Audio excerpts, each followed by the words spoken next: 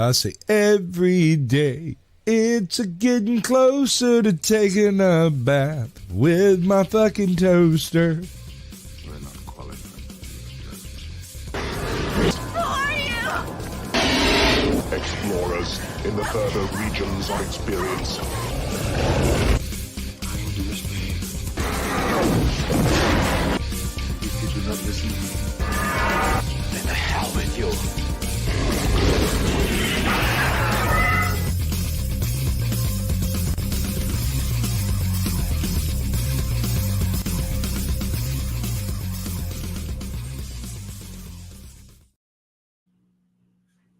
Greetings, salutations, and welcome to the 97th episode of Abyssal. Or Jesus Christ, I'm all over the place today, screaming into the mic. My name is Samuel the Infamous. With me is my co-host Devil Made Me Do It. How you doing, man? Yeah. Howdy. And today we've got with us again, Truism the Stormcrow. Welcome back. Call! We're gonna move right past that. I'm actually picking over a bone right now. So today was kind of this was kind of a light week for topics and all that. So I figured I've got a couple of things, but the free flow conversation we're always talking about, I think, is a good thing. We can just chill out and hang out. For those of you who don't know, this will be Devil's last show for a while because he is going to abandon us for real life. He's getting off the internet for a while and doing himself some good, and he will be back, but we will miss him while he is gone. So I figured, let's hang out today. Let's be pals on the internet. So Safe travels, bro. Yeah, absolutely. Thanks, man. So I you know what I almost did, because you posted that shit in the fucking Wrong Think chat this morning, and Yeah. I'm looking at it and I was just like, God, all I want to do is like get one of those gifs with like puppy dog eyes, like all sad and crying. like you the abandoned me. like the what do you call it, Puss in Boots one where he's got and he's holding the hands. Why would you do this to me? I was like, I didn't know if I would go too far, because I know there's some people who are already thinking like something more serious is going on, when in fact it's just like, every once in a while, for those of you out there listening, and we're live right now on Rumble, Twix, and YouTube. But if you're doing this kind of thing, for a lot of us, especially smaller creators, this is not our main gig, and we do have lives outside of the internet that sometimes can fall by the wayside the more involved in this shit we get. So sometimes it's necessary to take a break and get shit sorted, and that's all that's happening. But there are some people out there taking it way more seriously than it is.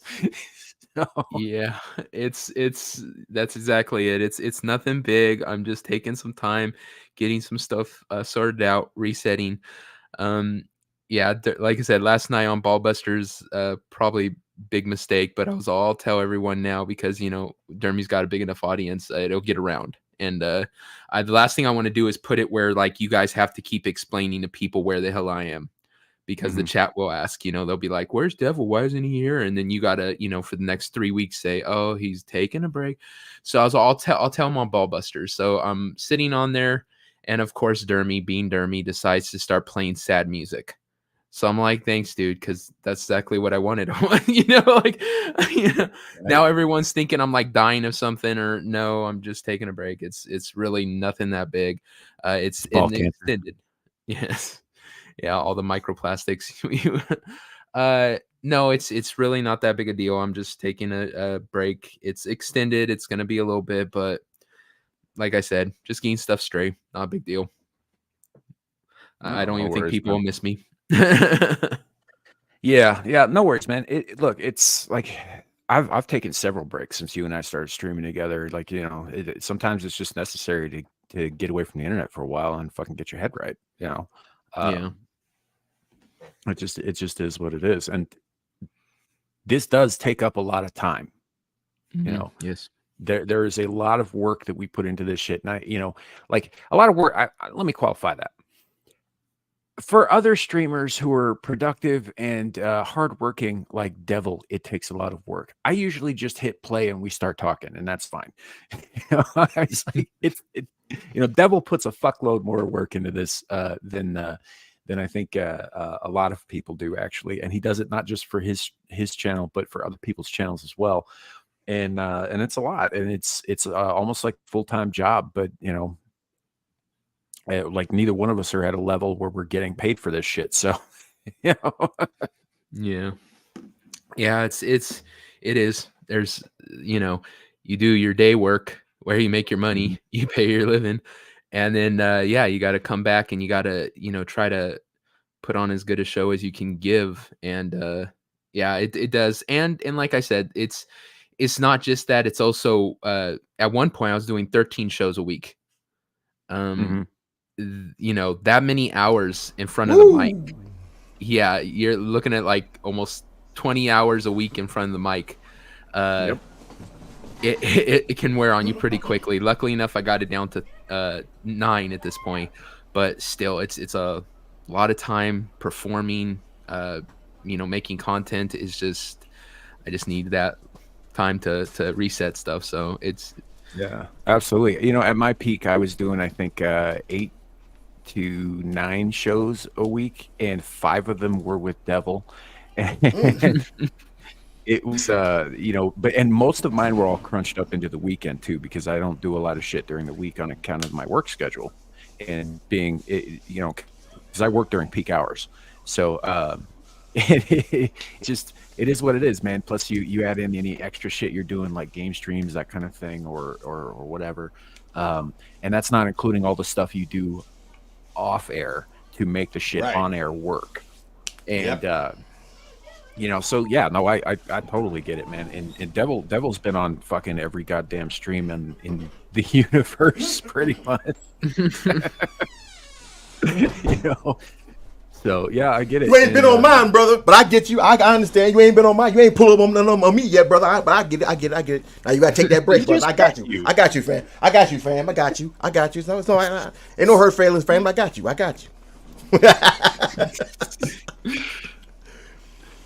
Yeah. Zyron was good, bro. Yeah. Yep. Yeah. I mean, even now, man, I'm doing. Let's see. There's Abyssal Musings, Beelzebub, this stream, and Adam's stream, and that's I do a mirror stream, so I'm still doing like basically 5 streams a week, in between Friday and Monday. Yeah, and it's still like there's days when I'm still like, fuck, this is kind of a lot. And it's nowhere near what you're doing, right? I'm not trying to put myself out there like, oh, I got it just as bad, because I fucking don't. It's not even close. YouTube, it's I want to say it's a little addicting being able to not only talk to your friends, but have people actually interested in what you're saying. Yes, it is. So yeah, when you start streaming, when the first time I started doing, the first channel I was ever on was the meme stream, and I just went on there because they needed somebody. I was all, sure, I'll go on, no problem. And then next thing you know, people are asking you to be on, and you're laughing with people and having a good time, and you're like, damn, this is actually really fun. Like I said, next thing you know, you have 13 shows, and you're like, god damn, I have no time to myself. Yeah, it speaks to your personality, though. Because you go on one time and everybody's like, "Hey, man, talk to this guy," right? That's kind of awesome. It speaks pretty highly of you, But yeah, it's you can't keep up with it sometimes. Yeah, you can. Yeah, no. Similar thing happened to me. It's like I got promoted over on Amira's channel, and then the next thing I know, she's pulling me up on the stage, and then she had left me a couple times. This was on her previous channel, not her current one. Her previous channel had 37,000 people, 37,000 subs. So there was a lot more people watching that shit live than we normally see. And I had no experience whatsoever doing this. I called in a couple of times, and I was on there for like 5 minutes or whatever, saying hi or whatever. And then one day she ended up handing me all this fucking power, keys to the kingdom and shit. So like I've got as much control backstage on her StreamYards as she does at this point. And then she started a stream. This was like 2.5, 3 years ago. She starts a stream, and she's like, "Okay, we're gonna talk about this, this, and this." And she's like, "But I'm gonna go do something else now. So you got this, right, Sam?" And she fucking leaves, and I've got her entire audience staring at me, and I'm like, "What the fuck do I do now?" The rug pull was excellent. The hard part was, I got thrown in the deep end. Mm-hmm. Did Not you the last ever? time she fucking pulled that shit either. it was hard for Sam to talk from a perspective of a Muslim woman, though. That was the hard part of it. I am neither Muslim nor a woman. So, but you know, I kind of like, you know, I stumble over it a lot. I still do this. I still use filler words like and like and you know that kind of thing. But it's a lot more, shall we say, naturally flowing now than it was then. At the time, I was just fucking starting at stopping sentences constantly and shit, like, you know, tripping over my tongue, that kind of thing. But I got to like it, you know, a little bit. And I was like, I kind of think I want to do this, which led to the creation of this show, which was the first show that we ever did on this channel. We're at 97 episodes. In 3 weeks, we'll hit the 100 episode mark, which is fucking incredible for a show that's got, like, you know, very little subs. But it got to be a thing, like you're saying, Devil, like an addiction. Like I want to be up here talking to people. I want to be up here, you know, hanging out with my buddies. I want to have an audience and you know, all of this shit. And so I invited a couple of friends of mine, one of whom was Lawrence Knight. He's been with me since the fucking beginning. You know, and you know, Maester Chow was here. We had a couple of people who went by the Jamericans, who I'm hoping to get back for the 100th. They're great people. And we just started talking about fucking, you know, random shit. And eventually it kind of morphed into more of a political kind of channel. But at first it was just like random shit. We talked about Atlantis. We talked about cryogenics. We talked about fucking faster than light space travel. We talked about why cats suck. You know, you sound like Trey. You sound like Trey with all that other stuff, like Tartaria, Hollow Earth theory and stuff like that. When he showed me that stuff, I was like, dog, come on, fam. Yeah, except those two topics are bullshit. But yeah. Yeah, well, he'll want to see you about that. He'll definitely want to see you about that. He will. Yeah, Tartaria is not a thing. I'm not even convinced Atlantis was the thing. We were just talking about it. You know? Yeah. Okay. But you know, we would. It was, and that's why we start the show with when I remember to say it anyway. This is the show where we talk about whatever the hell we feel like, and we do. You know, it's been for the last year. It's been kind of taking a darker anti-NWO sort of turn, and that tends to be more and more what we talk about. But there are other topics, you know, that come up from time to time. Sometimes you got to lighten the mood a little bit when it's been getting pretty heavy for a while and that kind of thing. But it's kind of an addiction. It's so weird too, because even now I've been doing this shit for 2 years, and by 2 years I mean like my first stream was 2 years ago in like half, you know. And it was so much fun. I couldn't believe how much fun I was fucking having, and I couldn't wait to do it again. And even when it's getting heavy and shit like that, you know. But at the same time, do you guys find that Devil, I think you and I have talked about this offline, but just prior to a show, you kind of get that like pre-show jitters, even though like you're facing on the screen and shit. You're just like, I don't know if I want to do this. I don't know if I want to do this. And then you hit live, and then you're like, all right, I'm fucking in it. Yeah, exactly. Yes, I've had it so many times when it's happened to me personally. Oh yeah, it's definitely that way. I still get nervous doing shows, and the way I am on other people's streams comparative to my own is so different. Talking on other people's streams, it's so much easier than doing your own. When you're doing your own, you're sitting there, you're second guessing everything you're saying. You want to make sure your people are understanding you. And I end up I think I do better on other people's panels than I do on my own shows. Easy. I think that's true for most of us. You know, it's just easier being a guest than it is being a host. Yeah. there's not as much pressure on you to make sure that the show's going right. There's not you don't have to be in that position where you got to mediate if people aren't getting along. Yeah.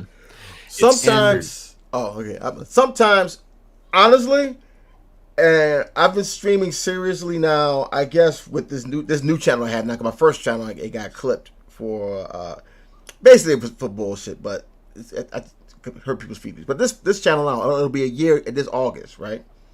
Mm-hmm. I can honestly say after I get through the first initial jitters, I'm like I'm in the zone, baby. It's just it's truism time, baby. Stormcrow, let's fly.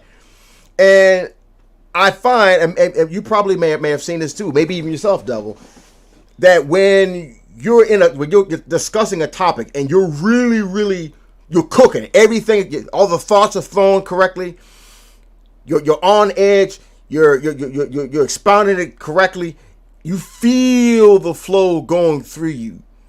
I think in many of those particular kind of times when that happen, I think those are the best kinds of moments.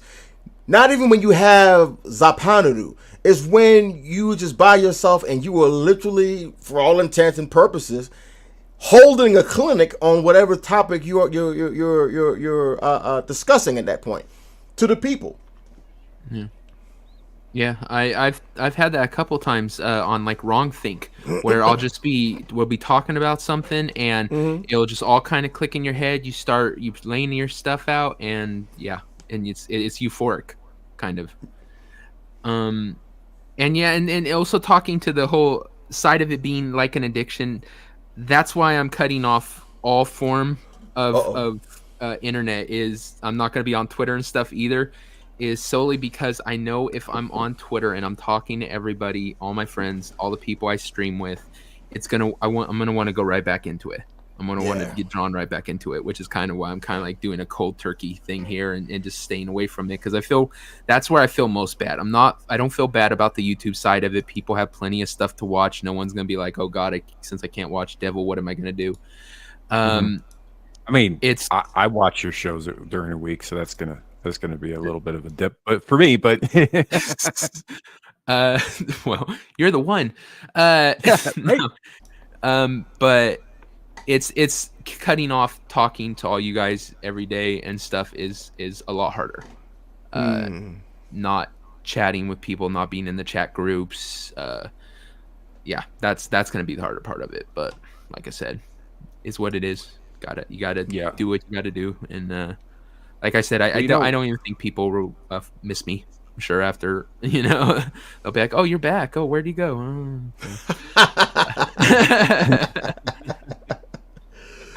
Yeah. But I feel you, fam. I feel you. Sometimes you just gotta cut off. Sometimes you do. Yep.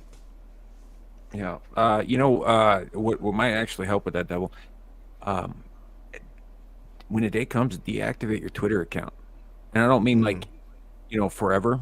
You can have it deactivated for up to 30 days and turn it back on, and it won't have removed anything permanently. You won't be on Twitter. You won't get notifications. You won't do this, that. But you gotta reactivate it at least once in that 30 days so that you can reset the cycle if you're going to be gone for more than 30 days. Or they will just shut your shit down. But you have a 30-day grace period when you deactivate your account to turn it back on. Yeah, I might do that. I still haven't decided if I'm gonna deactivate it or not. If I'm just gonna ignore it. I'm pretty good at, if I set my mind to something, I'm pretty good at actually sticking to it.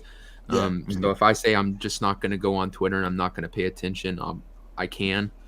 But yeah, I was thinking about it. I was definitely thinking about just deactivating it. But. Yeah. There's a couple ways you could do. I mean, you could just like uninstall the app and reinstall it later. Your account's still out there. If I could even remember how to sign in, it's been such a long time. Right? Wouldn't that be the shit? I freaking reinstall the app and try to sign in there. Oh, that's not the right password. I'm like, oh crap. Oh no. Yeah. So. Yeah, that's been a consistent problem for me. You get all this shit that you're involved in. Like you got your Twitter over here, your YouTube over here, your Rumble over here. If you've got other things like Substack or Discord or Facebook or whatever the fuck, right? all of those require a different password because you don't want to use the same fucking password for every one of them. But remembering which password goes to which fucking account is kind of a pain in the ass. Well, it's not just that. It's that each stupid internet website that has different rules. It's all like this one you have to have caps, and this one you have to have numbers, and this one there has to be a special symbol. And so yeah, like if you try to use the same password on each one, you're gonna get where I have to add a money sign here, so that covers that. And yeah, so that's my problem. Is they're all a derivative of the same one. I just have to add shit to them depending on what website it is and what their or app and what they require for a password. Yeah, you know it's really fun. Those questions that they ask you, the reminder questions. Like what was your security questions or whatever, and they'll be like, oh, what was your street you grew up on, or what was your favorite pet as a kid, or some shit like that. And I realize out there that most people could probably remember this shit. But I look at that and I'm like, dude, I'm 43 fucking years old. I can't remember what I had for breakfast yesterday. You know what I do for those? I always put the same answer.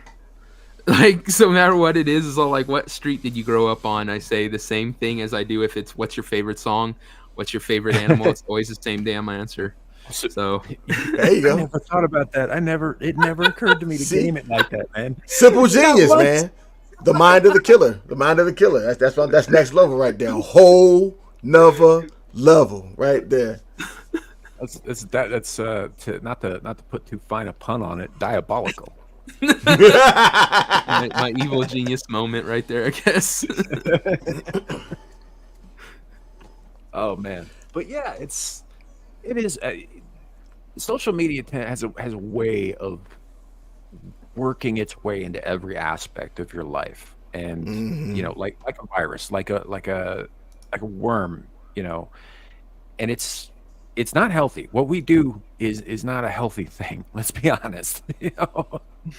Like we're attention addicts. That's why we're up here. Oof. Damn. Oof. Am I wrong? We're all kind of broken here. Damn. What the? Damn. I can't say nothing against that. Damn. Oh, shit. It's like I'm thinking about that scene in the recent Fallout show where the one little guy is saying to the big guy, he's like, "You're a coward," and he's like, "We all are. That's why we live in a vault." Ooh. Like, well, you got finish him. Finish him. Maybe that's why we all. I'll be right back. Maybe that's why we all get along so well, is because we're all broken and we all kind of just fit together as shattered pieces. Yeah. I don't know.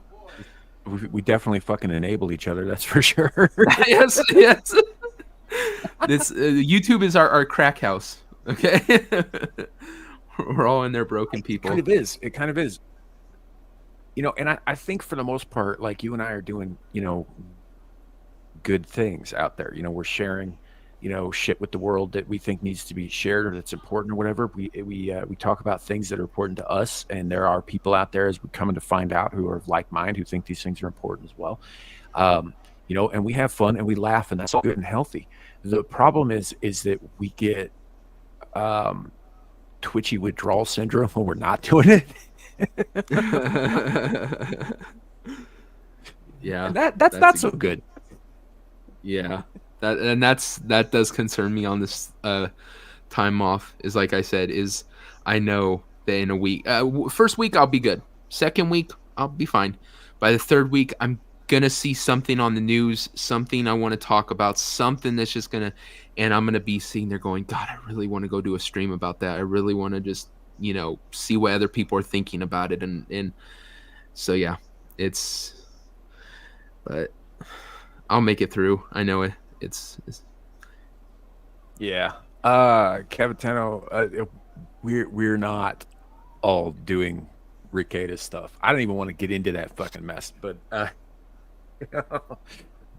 no, I'm stone sober right now. I'm talking about the internet, and the attention is the drug. Yeah. Yeah, Ricada took it to the reality, I guess, of the real drugs. I don't even know all that much about that. Like it got brought up last night on on Abyssal Musings first thing right out of the gate, and I was like, dude, I don't want to talk about this shit because I don't know that much about it, and I don't know Ricada personally. I haven't watched his shit in like 6-7 months since he started doing regular drunk streams and shit. And I don't really want to comment on that because, like I said this backstage. I think I don't like tearing down other creators, even if I don't like them. Yeah.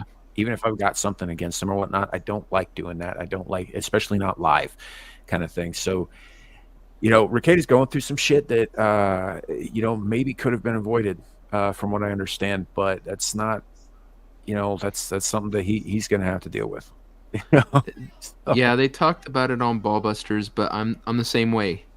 There's not much I want to say about it because it's a guy going through some stuff, a family going through some stuff, and we've all been there.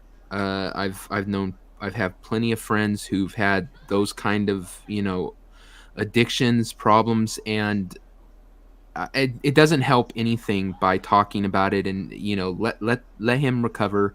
Hopefully he gets his stuff back in order. I think the guy did great work. I think he can definitely come back, and yeah, I hope I wish him well. I wish his whole family well. I hope he gets his stuff cleaned up. His wife gets her stuff cleaned up, and everything works out well for him.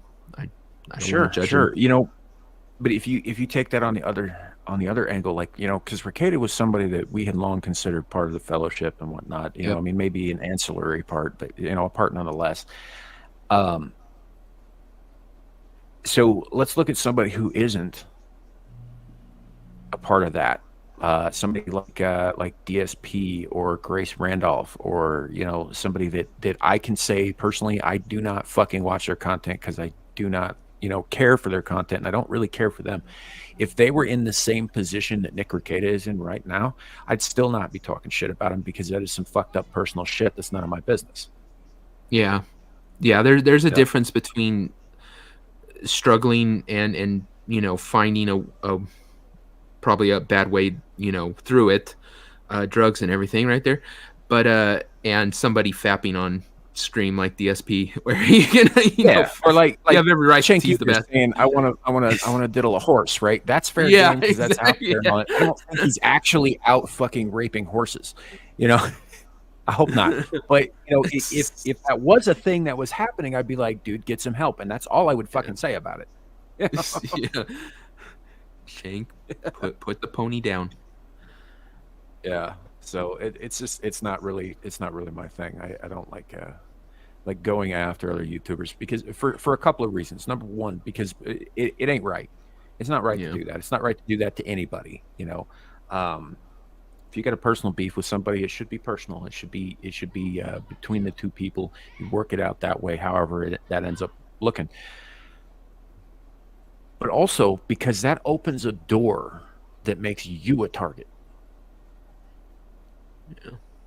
Which is something else I don't want. I don't want, somebody that I happen to have a disagreement with have their fucking thousands of fans pile into my chat to be dicks. I don't want that shit. I don't want people fucking doxing me, so I'm not going to send people after them kind of thing. The whole thing is, it's this fucked up, nasty, vicious cycle, and I feel like the only way to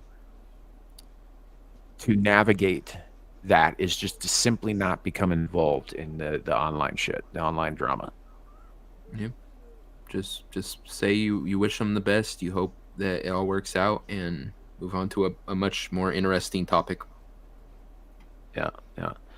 Andy Pickle, I do believe that Schadenfreude is a real word, actually. I think it's more recent German, though, than it is like old German, probably around Freud's time. So, the last 100 years or so. But yeah, it is a real word. Kind of thing. Hey, you ain't good to see you, man. Haven't seen you in a minute. Just be too lazy to give too much of a shit. But don't be a monster who doesn't care. I mean, I think that's probably a fair way to put it. Yeah.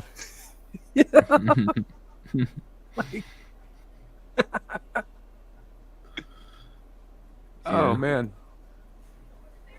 Yeah, and that's the other thing. It's like the world is full of fucked up shit, and we focus on a lot of it here. But I try not to go after certain people, after anybody in the sphere, in the online space personally, because I don't know. Maybe it's just the way I was raised. You know, it's like I might be a pagan, but the golden rule seems to make sense. So I try to abide by it for the most part.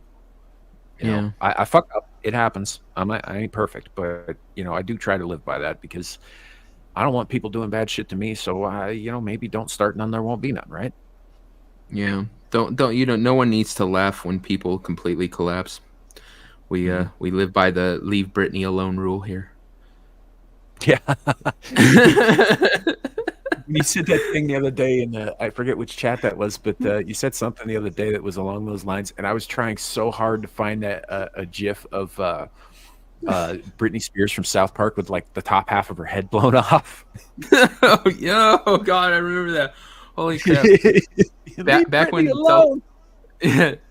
back when South Park was good. Yeah. Yeah, I miss those days. They're still better than The Simpsons. Oh yeah, absolutely. But yeah, I was trying really hard to find it. I couldn't find it anywhere. Apparently that goes too far for the Twitter GIF bar. But hey, Clifton. Actually, now that you're here, Andy Pickle had a question for you. Is Schadenfreude a real German word? I think it is. Let us know. He's like, yeah, it's a yogurt shop. Yeah.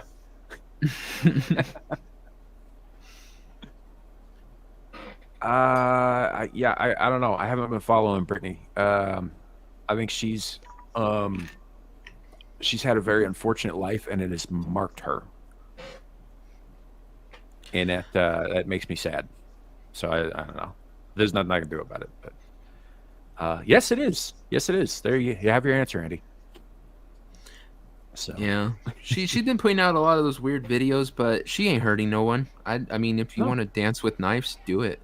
You know, no, she's not hurting anyone at all. She's just kind of quietly growing crazy on the internet. Yeah, aren't we all?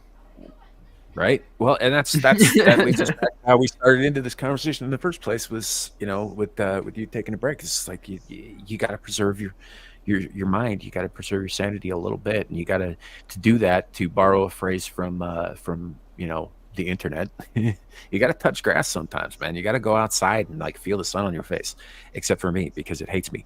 But it's one of those things. You have to reconnect with who and what you actually are, and not so much the persona that we present online. Because this is just an avatar. This is just a face, no voice. So yeah. I don't blame you, man. I don't blame you at all. Oh shit! Clue. Shit! We got a drop in from the Clue channel. I haven't seen this guy in a minute. Hey Clue, what's up? Yo. What's up, Clue? Hey, long time, guys. Yeah. Good to see you, man. Yeah.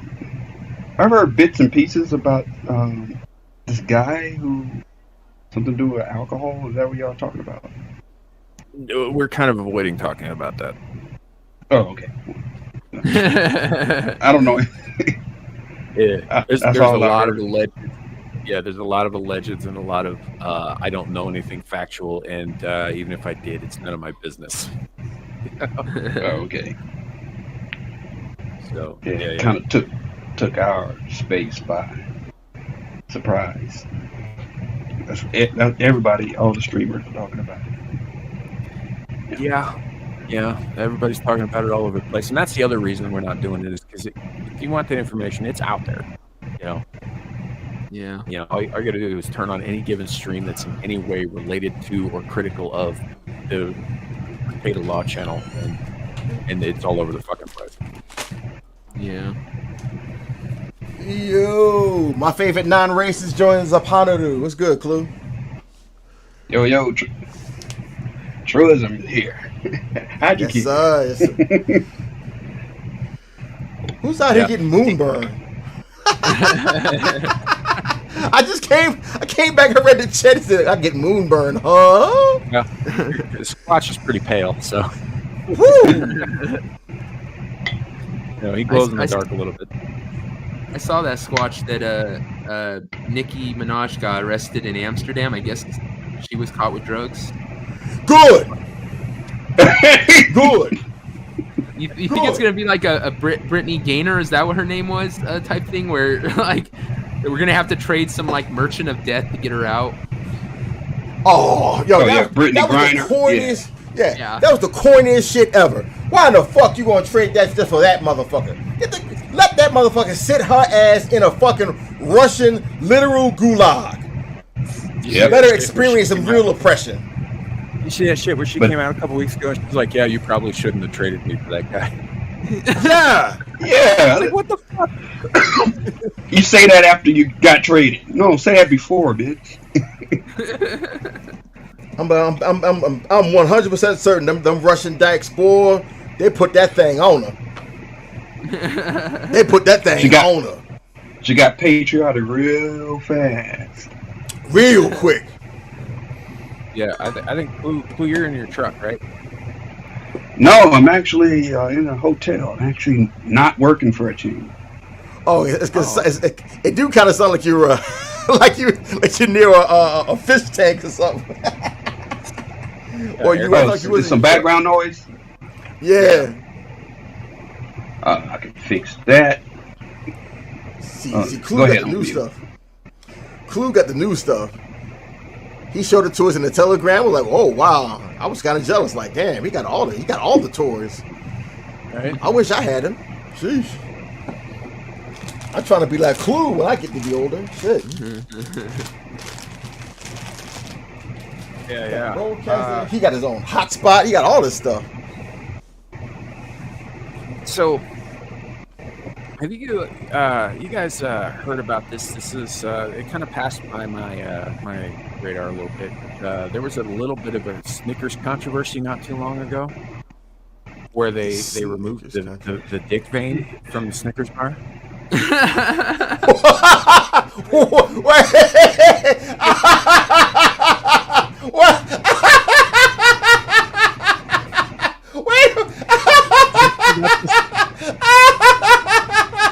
Wait a minute, what? Wait, huh? And the way you described it too. So they did something where they changed the shape of the Snickers bar? Yeah. So I'm gonna bring this up on stage so y'all can see it. So we got a few pictures here. But yeah, they had done that to the Snickers bar. See that? No vein.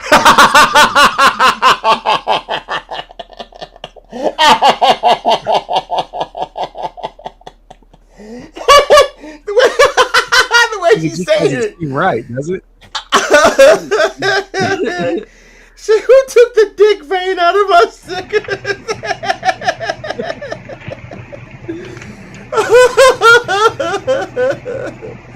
What the hell, man? I wonder why they would remove it in the first place. It's not like it cost them extra money to put a little wave on top.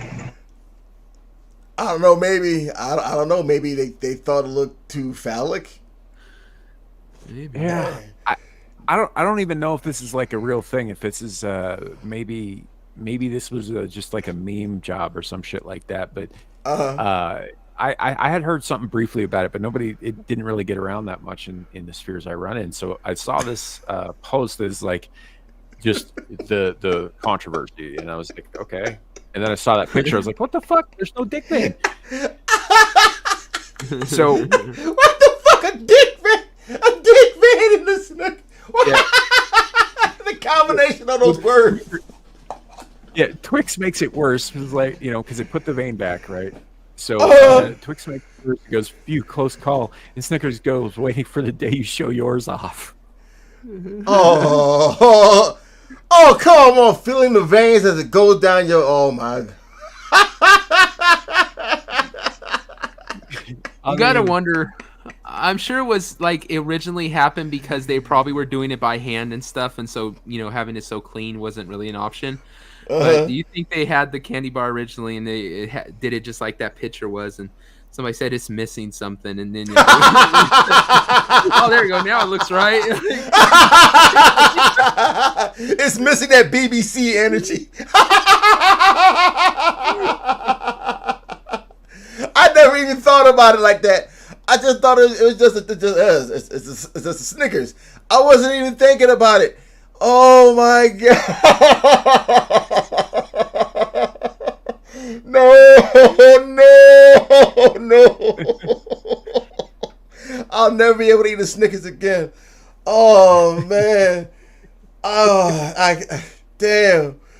That's clearly a dick vein. Get the fuck out of here with that shit. It's like, I don't know how you can mistake that for anything else. I never even thought it was it's like a Snickers, yada yada yada. And then now you talking about this, it's like, oh man, I can never look at the Snickers the same again. Like, damn. No, man. I'm gonna have to do something else. Oh jeez. The Oh, what the hell? Oh, come on, man. That's crazy. Yo, the internet is insane.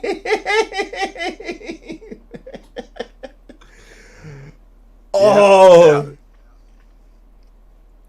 Oh man. So yeah, that happened.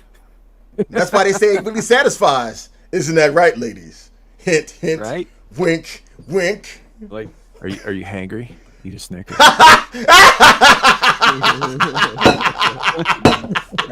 gonna do that to my wife one time. I'm gonna do that to my wife.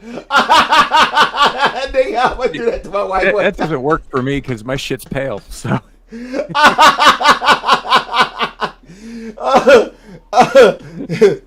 You're not you when you're hangry. This better, y'all? Why don't you get on the Snickers real quick? Why don't you get on the Snickers real quick, ma? Yeah, I can't eat a Snickers anymore. Shit. It's rude. Oh. It's those veins. Yeah. Hey, you can tell that joke to to Jenny, man. She was bossed out lying, laughing, dog. I'm telling you. She probably already knows.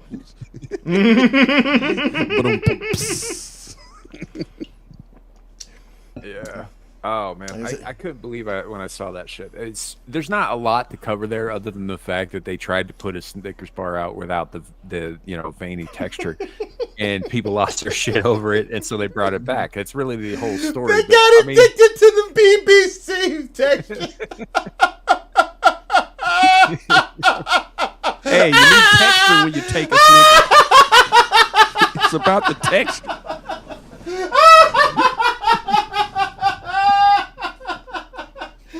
Hey, look, I get it. If the only way you can choke down nougat is veins. It's the veins in your throat. It's like getting ready. Let's be real. Nougat sucks. Oh my god. You ain't right for that. Man. Oh man, I wasn't even thinking about that shit. Oh. Yo, you have to come by. You got to come by for next Friday when I do the Who Deserves to Keep Reading game. You'd be perfect for it. I'm telling you.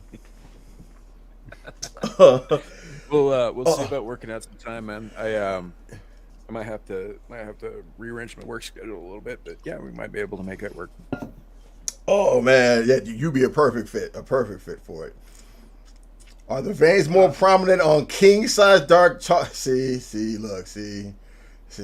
Yeah, I mean, I imagine if the bar is bigger, the veins are bigger, right? Yes, they are. You know they got rid of the king size because I guess king is misogynist and they call it share size. That's so gay. What? Yeah. Have you seen it lately? It's No! not king size anymore. It's share size. What kind of faggot shit is that? See, this is why. Yeah. This is why you can't be letting no fucking the LGB, the L Gibbons get a hold of shit. You can't be letting get the fuck out of here. King size, bitch. What the fuck that shit is? The fuck you gonna call my shit? Although, in the right context, share size is not a bad thing either. Yeah, without the And veins, that should be share size. No, with the you gotta do it with the shit because like and then, you know what I'm saying when it's the handicap match, you know, it's the 2-on-1, Like scissor. the FFM. Yeah, man. That share size, yeah. So then again, I can't. So maybe I'll let it slide. I'll let it slide this time. You're a married man, Stormcrow. Hey, I wasn't always a married man. Your boy was out in these motherfucking streets. Oh man, I don't know. I look at that king size Snickers and I feel a little bit insignificant. I gotta say, you know, it is what it is. Yeah. Why do you think I got all these You're tentacles? like 9 feet tall. What if your girlfriend comes home with it and she's I'm just white, there too, dying on you Blue. all like, yo. I can just open up the bag, take out the candy bar, and just slide it right in, just put it right on the shoulder like. Here You go. imagine that being like in junior high or some shit like that, and you want to impress a girl, so you know instead of like stuffing socks down there, you stick a king size Snickers. Yeah. You see the veins through the pants. Yeah. I'm happy to see you, man. Ooh, boy, why is your dick squishy? What? Ooh. As the chocolate starts to get soft, Yeah. starts sliding down your leg. She's all like, "What the fuck?" Oh my goodness, his dick fell off. No. I still got it. You at the party? She start because you know they're gonna start grinding on it because you know they want to feel that. You know what I mean? On the old back door area, you know they want to feel it up on. They want to feel the veins and everything else like that. And you're like, yeah, girl, yeah. And then like she comes up, she start popping a little bit, and then it goes squish, and you're like, huh? That's when you say that's not me. That's you. That's when the party music stops. It's liquid. That's not me. Yeah, that's when the party music stops at that exact same moment. Just scoop. Ew, your dick is soft. Yeah. And you know motherfuckers is loud as shit too. So why your dick squishing?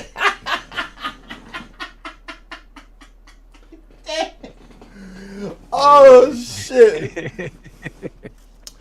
Oh.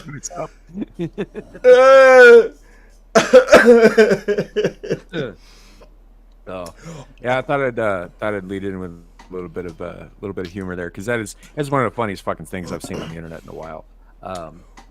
People being there's no veiny Snickers. Wait a minute. I'm gonna send you something on X. I saw this crazy this collision in baseball. I'm gonna see if I can find it. Go ahead. I gotta send it to you because when you see this, you're gonna laugh your ass off when you see it. You can probably put it in a private chat here too. Yeah, but I gotta find it. I didn't. Doggone it! What was it? Baseball collision. It was, dude. I'm not even gonna spoil it for you. I want you to see it. I just want you to see it in real time. I gotta see if I can find it. You got it, fan. Hold on. Let me see if I can find this. Let me see if I can find this. You're gonna laugh your ass off when you see this. Hold on. Let me see if I can find it. Meantime, Oh my god. at this video here, I'm gonna pop up. It's from hold on a second. I don't follow current UFC fighters that much. Most of the guys that I follow have been retired for fucking years. But so this guy Bryce Mitchell came out and said some shit that's probably going to get us in trouble on YouTube. But I mean, I feel like after Vanny Snickers, whatever. Yes, you can only go downhill from that. Yeah, man. So let me make sure I got all that shit up and running. Okay. Yeah, this is interesting. And I don't agree 100% with everything he says verbatim, but the general sentiment I think he's dead on about. Hey, I want to show y'all Tucker James. He's over 12 pounds now. He's born at 7.8 pounds. So he's very healthy. He's doing very good. I wanted to encourage y'all not to vaccinate your children because I think it's bad for their health. Just so y'all are aware, we might get in trouble for this. Yeah, man. Yeah, man. It's fine. That was going on hiatus, and I don't know. I'll take it. Whatever. Potentially kill them, give them some type of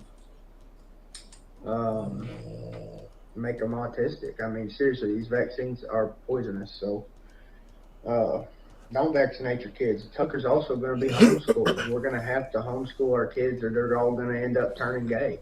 You know, and that's the reason that I'm going to homeschool. He ain't lying. Because I don't want him to be a communist. All I don't want him to facts. worship Satan. I don't want him to be gay. I mean, he ain't wrong. He ain't wrong at all. He is not Yeah. wrong. He is 100% speaking all facts. Yeah. I'm going to have to homeschool. Now, look, guys, out of the public schools, they've took the most valuable book of all time, which is the #1 selling book of all time, the oldest, most accurate historical document that there ever was, the Bible. They took it out of the schools, and they replaced it with Edgar Allan Poe, who's shacked up with his cousin, okay? Now, this is where he loses me a little bit. Yeah, I was all okay. Hold on. Yeah. Most accurate? I don't know. Again, yeah, I'm not a believer, so You're Bible literally doesn't the really do devil. much. That book is accurate. I know. I was gonna when he said Satanism, I was all like, "Hey, what's wrong with you know?" Judgmental, Okay. man. Here we go. Right? Yeah. Here you go, Sam. Now check that out when you get a chance. All right. So I get what his sentiment is here, but also I don't think there's anything fucking wrong with what Poe wrote. His life was fucked up. He's not wrong about Yes, that. it was. But you know, Yeah. I do think that his poetry was and his stories are hell. Without him, right? There would be no detective genre in movies today because he fucking invented that shit. Mm-hmm. You know, with Inspector Lupin. You know, the Murders in the Rue Morgue, anybody. You know, first detective story ever written. Just saying. Facts. There'd be no Fall son of the ain't gonna be House reading no egg- of Usher either, which is a great series, all based on Poe's work. Yeah, they have Loosely. a movie that is just came And out the not too following. long ago. I don't think. That's from it's like at West Point, and it has Edgar Allan Poe. I've got to watch it. I've been meaning to. Oh, fuck, I think I know what you're talking about, yeah. Something Blue Eyes or something. I don't know. Yeah, Look yeah, it's interesting. I think Christian Bale's in it. Yeah, as a detective. Yeah. So but you know, like I think the Poe's contribution to look, I love H.P. Lovecraft. The dude was fucked up, but he has influenced fiction through and through. Oh yeah. You know, obviously after he died, everything that you see, like, you know, from fucking It to Yu-Gi-Oh has taken influence from H.P. Lovecraft. Obviously after his death. So without him, without even as fucked up as that guy was, and he was, you know, this is where you got to separate the art from the artist, right? Yes. Yeah. So Can normal people come up with stories like that? Is it possible? I don't think that. Nope. I actually think that you have to be a little bit fucked up to be that creative. I think that that's You part have of to. the You have direct. to There's be. there's like a gene in your head that once that switched up, the creative gene is switched on. This stable gene gets kind of like toggled a little bit off. It has to, because in order for you to venture into the unknown, especially creatively like that, especially in terms of envisioning something so on such a level that it becomes almost a visceral experience by everybody else who experiences it and sees it, you have to be on the edge of madness to do something like that, to be able to even grasp that kind of concept and try to give it some kind of form. You have to Right. be, you know. Yeah, you have to. A lot of that kind of creativity and stuff comes from, you know, those dark places and being alone and kind of feeling, you know, separate. I know that's where a lot of my creativeness comes is when I'm just kind of, you know, I'm how I am. Not so bad Yeah, when you're- as Poe, but When you're sulking in your basement over your breakup with the boss, kind of thing. yeah, all time. That was a reference, by the way, to a great movie called The Prophecy with Christopher Walken and Eric Stoltz. But oh, that was a top tier movie. I like that. Now, Yeah. when they tried to do a sequel to that, I was like, no, come on. Some things you don't need sequels. There are 4 sequels to that. Yeah, I have all of them on DVD. It's awesome. They're progressively terrible, but I enjoy them all anyway. So the second is the best of the terrible ones? No, the first one is the best of them. I mean, best of the terrible ones. Fucking. Oh, of the terrible ones? No, the best of the terrible ones is probably the 4th one. So they get better. Okay. And then it gets bad again. But yeah, no. Viggo Mortensen plays Lucifer in the first one. Yep. And he's fucking incredible. He was top tier with like you actually believe that if like man, don't you ever come near me again in life, you freaking Satan, because you actually thought he actually was Satan. Like you could actually imagine he was. Oh yeah, that's how good it was. He was at that. He was both pretty and filthy, both attractive and repulsive, which is very very fucking difficult to pull off. Yeah, he did great in that movie. But let's get to the rest of this here real quick. Edgar Allan Poe. Okay, he's gonna be reading the Bible. That's just how it is, and I'm just telling you, if you don't teach your kid these things, he's gonna be fed right to the devil. Okay, so we're not gonna let that happen here. And actually, when I was at the hospital, they said since I didn't want to do a PKU, which is where they draw blood from the kid, they poke them with the needle and draw their blood and then test their blood. I didn't want to do that. And I told them, I'm not doing a PKU. None of that's going to happen. You're not sticking this kid with a needle. Again, we should probably pause here and comment a little bit just because he's saying some shit that real I shit don't disagree he's saying with. Yeah. This goes back to something we were saying before, when during 2020, when everybody was like, oh, you got to go get this thing, or you can't work, or you can't go out, or you can't associate with other human fucking beings, you can't go to church, you can't go to the fucking park, you can't do this, you can't do that, unless you get our product that we had ready made for just such an eventuality, right? That showed me that even if there are good doctors out there, good medical practitioners out there who genuinely believe in the Hippocratic Oath, genuinely want to help people and do the best by people who aren't looking to necessarily make a quick buck. The fact is that there are guaranteed some of them who are not on your side, some of them who are for all intents and purposes enemies of fucking humanity for the almighty dollar. And when I say this, what I mean is that I can't tell the difference between them at first glance, so I have to assume if one of them is bad, then all of them are. Yeah, especially even when if it that's comes not to your factually kid. the case. Yeah. So I mean, and I wanted to say this earlier in the video when he was saying the schools are making the kids gay. A gay and a lesbian, the likelihood a gay and a lesbian can produce a gay child is around the same as that of a straight couple. So how is the Skittles cartel, that's what I call them, how are they going to get their numbers up 100 years from now? They have to come after straight kids and groom them. Grooming is necessary for their business and their organization to continue. Go ahead. Yeah, I just want and to the put numbers that out there. The numbers are even worse for transgenders. Transgenders are less than 1% of the population. And yet you have these people that are all like, yeah, me and my spouse were transgender and both our children are transgender. And it's all like, yeah, that would never happen. That's never in history would that happen. No, statistically, it doesn't bear out. Yeah. So You're more likely. They have to put the farm in the schools to keep the trends coming. Pardon the pun. Yeah, even if there is a gay gene, and I don't believe that there is, right? But even if there is a gay gene, right, likelihood is it would be passed on by the father because most genetic traits of shall we say, a divergent nature are genetically passed on by a father. Yep. You know, Including gender. yeah, there are a few things that aren't, but you know, for the most part, it's the man's seed that determines a lot of things about how the kid comes out.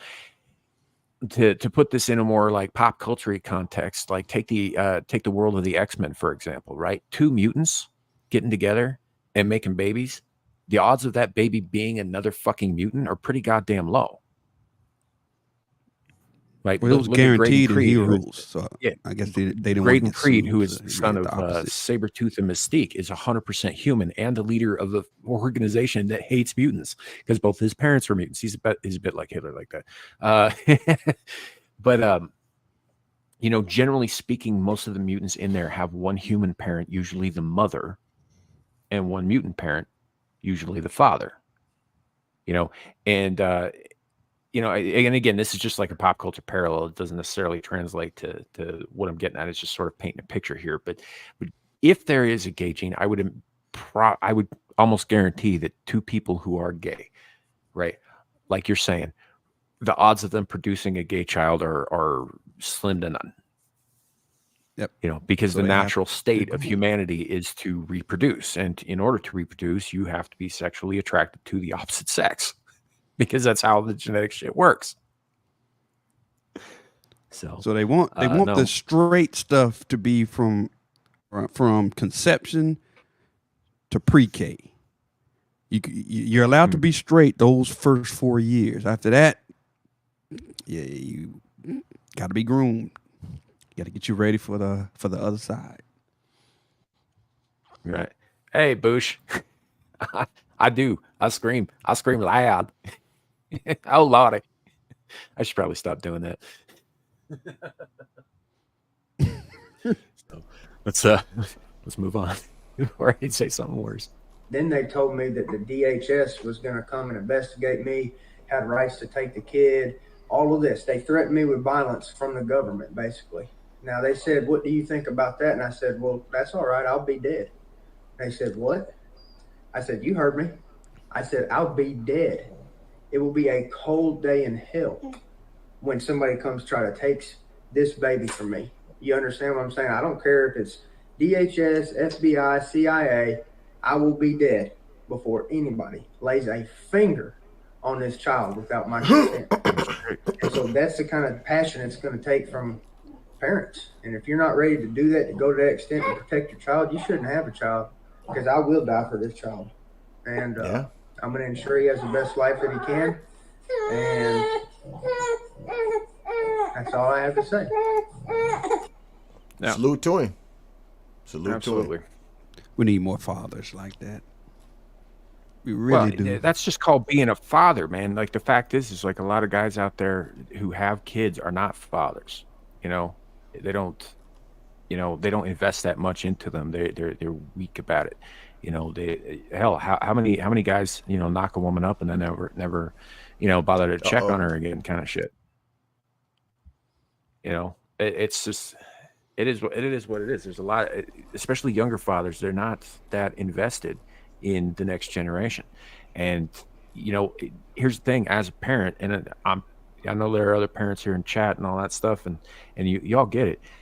If your number one priority is not making sure that your children live to adulthood and have the best possible chance at surviving on their own, right? Mm-hmm. If that is not your number one fucking priority, that is your only goddamn job, to prepare them to move on without you, right? So in order to do that, you have to be ready and willing to, you know, have your own life snuffed out in order to preserve theirs. Mm-hmm. I agree. You know, and if you can't do that, then you probably shouldn't be a parent. You know, it's once you become a parent, the chapter of the storybook that was yours is over. It's not about you anymore. Mm-hmm. It's about them. It's about doing what you can for them, right? And I'm not saying like you should, you know, spoil them rotten or anything like that. I'm saying that you need to be there to raise them, to safeguard them, to give them all the tools they need so that they can go forward in the world once you're gone, because you will be gone at some point. Yeah. And at that point, there ain't a goddamn thing you can do to protect them. And if you have not fucking prepared them, they will not last. Unfortunate, but that is true. That's what you have to do, and a lot of people aren't willing to do that kind of stuff like that. They really are not willing to do all that. Yeah. Fuck you, dude.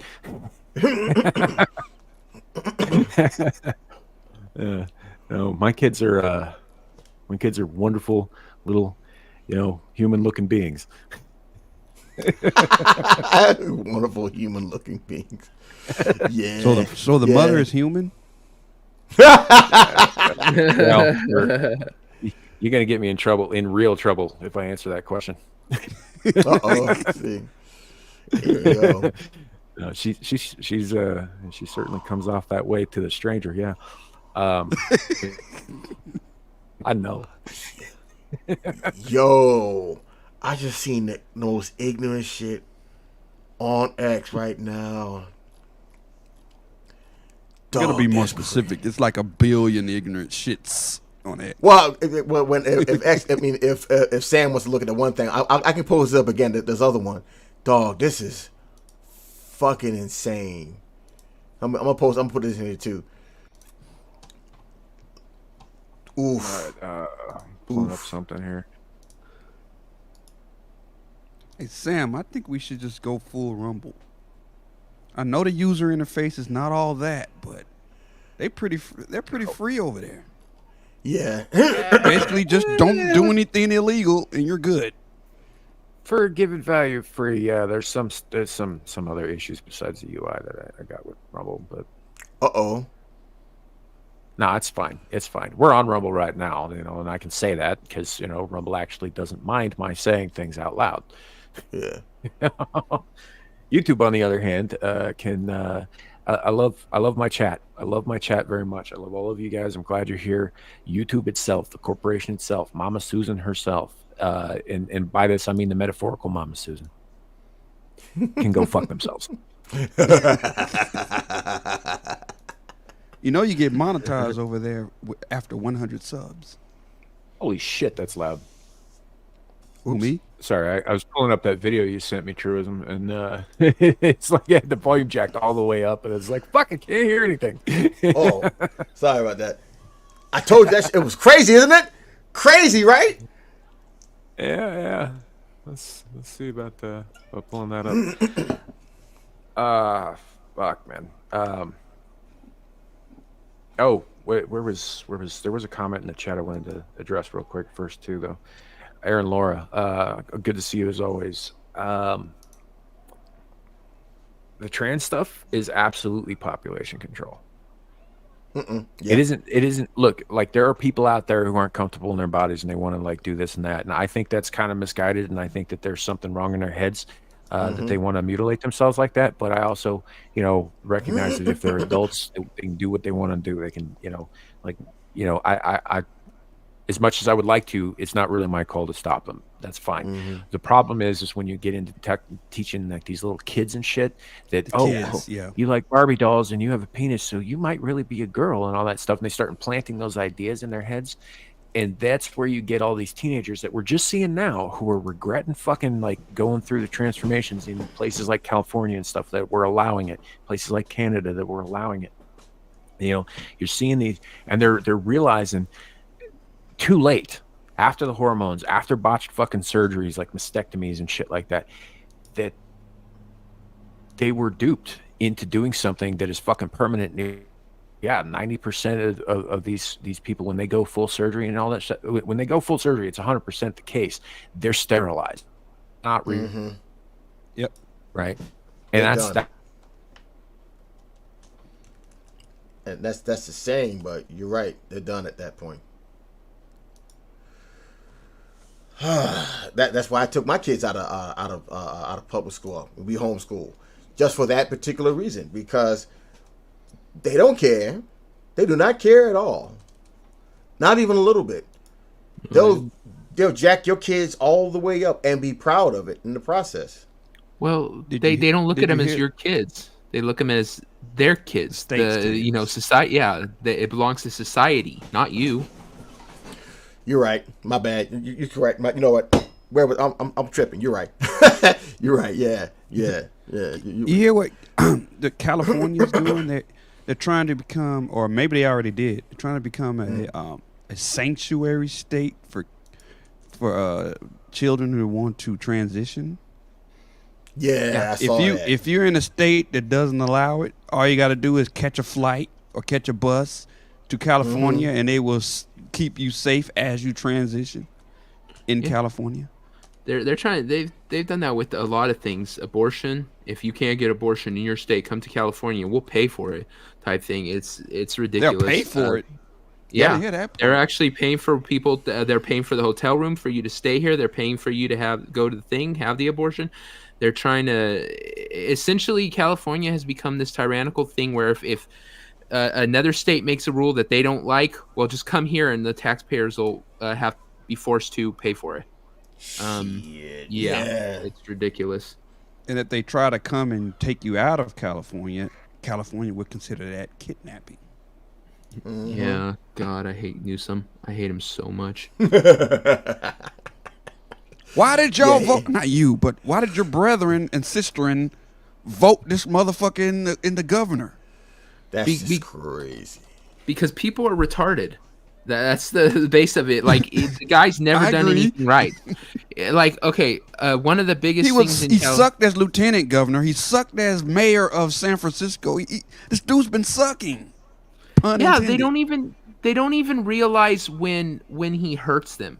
A while back, you had here in California, in San Francisco, when he was mayor, he decided to say you can get gays can be married in San Francisco, and he went on television and said, it's happening, get over it, there's nothing you can do. All the celebrities, celebrated, and I think Rosie O'Donnell went down there the second day and got married to her whatever. And it ended up at that time California was going towards it. California was slowly the everyone's mind was changing, the numbers were going up for putting gay marriage forward in California. Once he did that, those numbers slipped back, and they put forward a law. I can't remember what it's called. Was it 213 or something? That essentially said you can never have gay marriage in California again. And that was a direct result to him fucking trying to force that bullshit on all of California. And then they had to fight it to the Supreme Court that took like hundreds of millions of dollars of fighting in the courts and shit to get that overturned. So did he help gay people? Fuck no, he didn't. He turned people's opinions against it. Yeah. He didn't accomplish anything. He hurt the damn fucking cause he was fighting for. And did they forgive him? Absolutely. They never fucking held him accountable. It's so stupid. These people never get held accountable for their bad shit. They do bad, same thing with the immigration policy. California right now is hurting so bad and shit, and he's still pushing, let every illegal alien in here. It doesn't matter that it's hurting the state. He could give a shit less, and he's never gonna be held accountable for it. Ever. What do you think? Because you're in California. What do you think about this? I think that they want people moving out of I was about to say Chicago, out of California, and not because they don't want people living in California, but because they want Californians to make other states blue. It's hard to get people to move out if the state's doing well. Here's the problem. I agree that could happen, but here's the thing. A lot of people who are leaving California are the ones like me, the not ones that are in the blue parts of the state. California, if you look at it on a map, you have 3 blue tumors and the rest is red. Where I am, that sounds like Texas.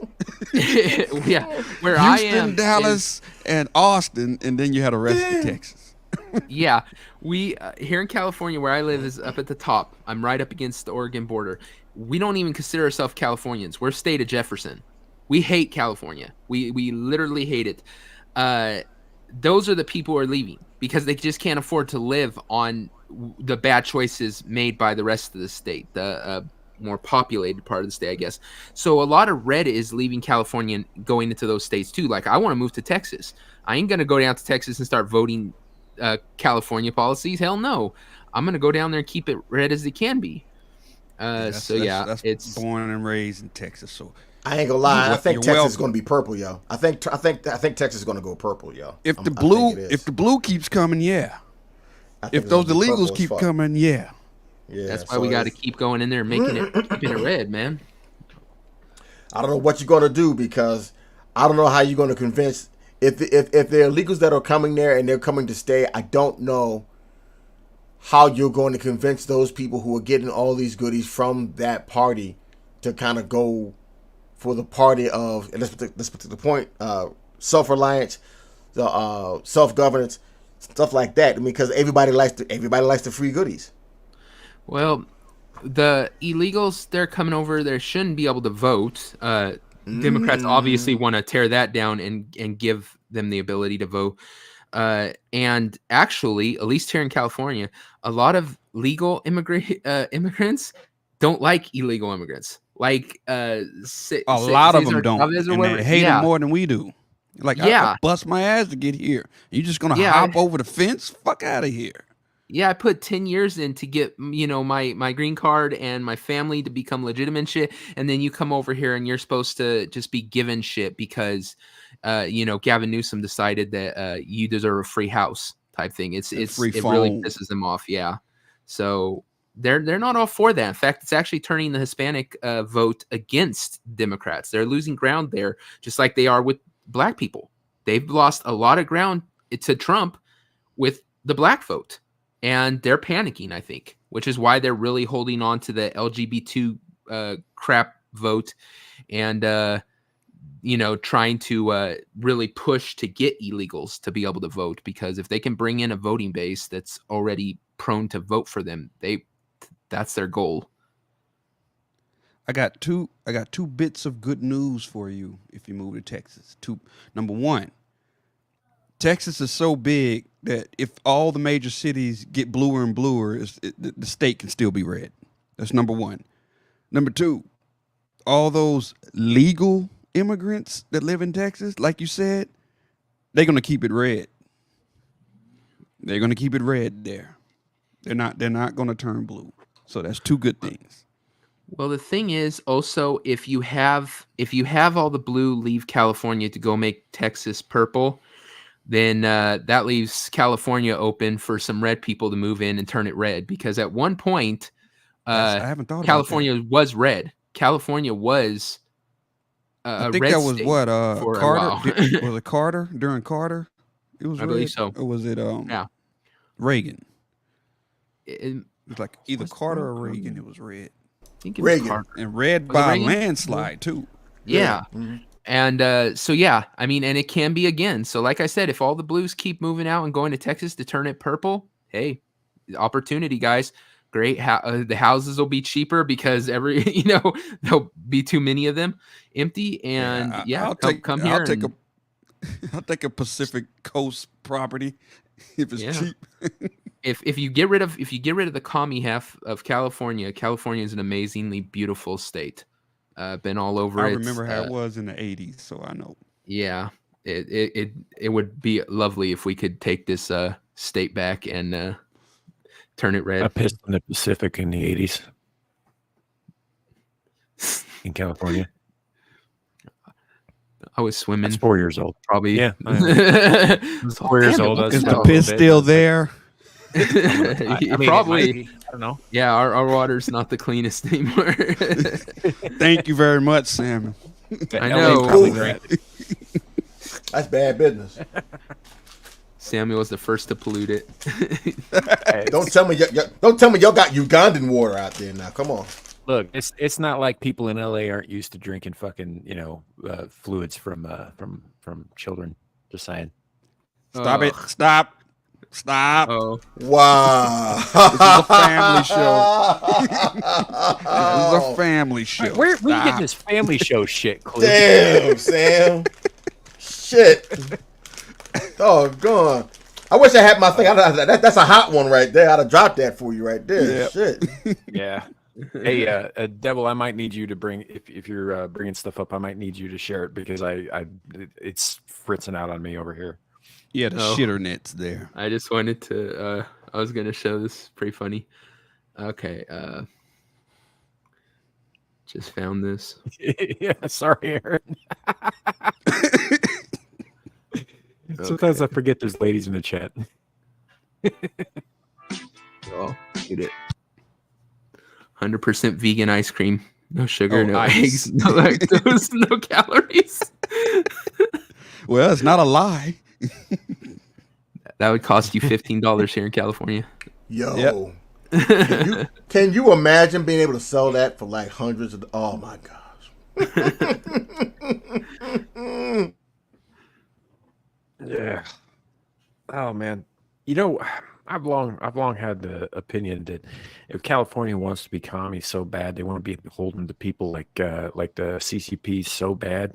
Like there's this convenient thing called the San Andreas that showed us in Superman 78 how to deal with this. Just place the nuke very carefully in the right place and kind of break it off and float it over to fucking China. They can have it.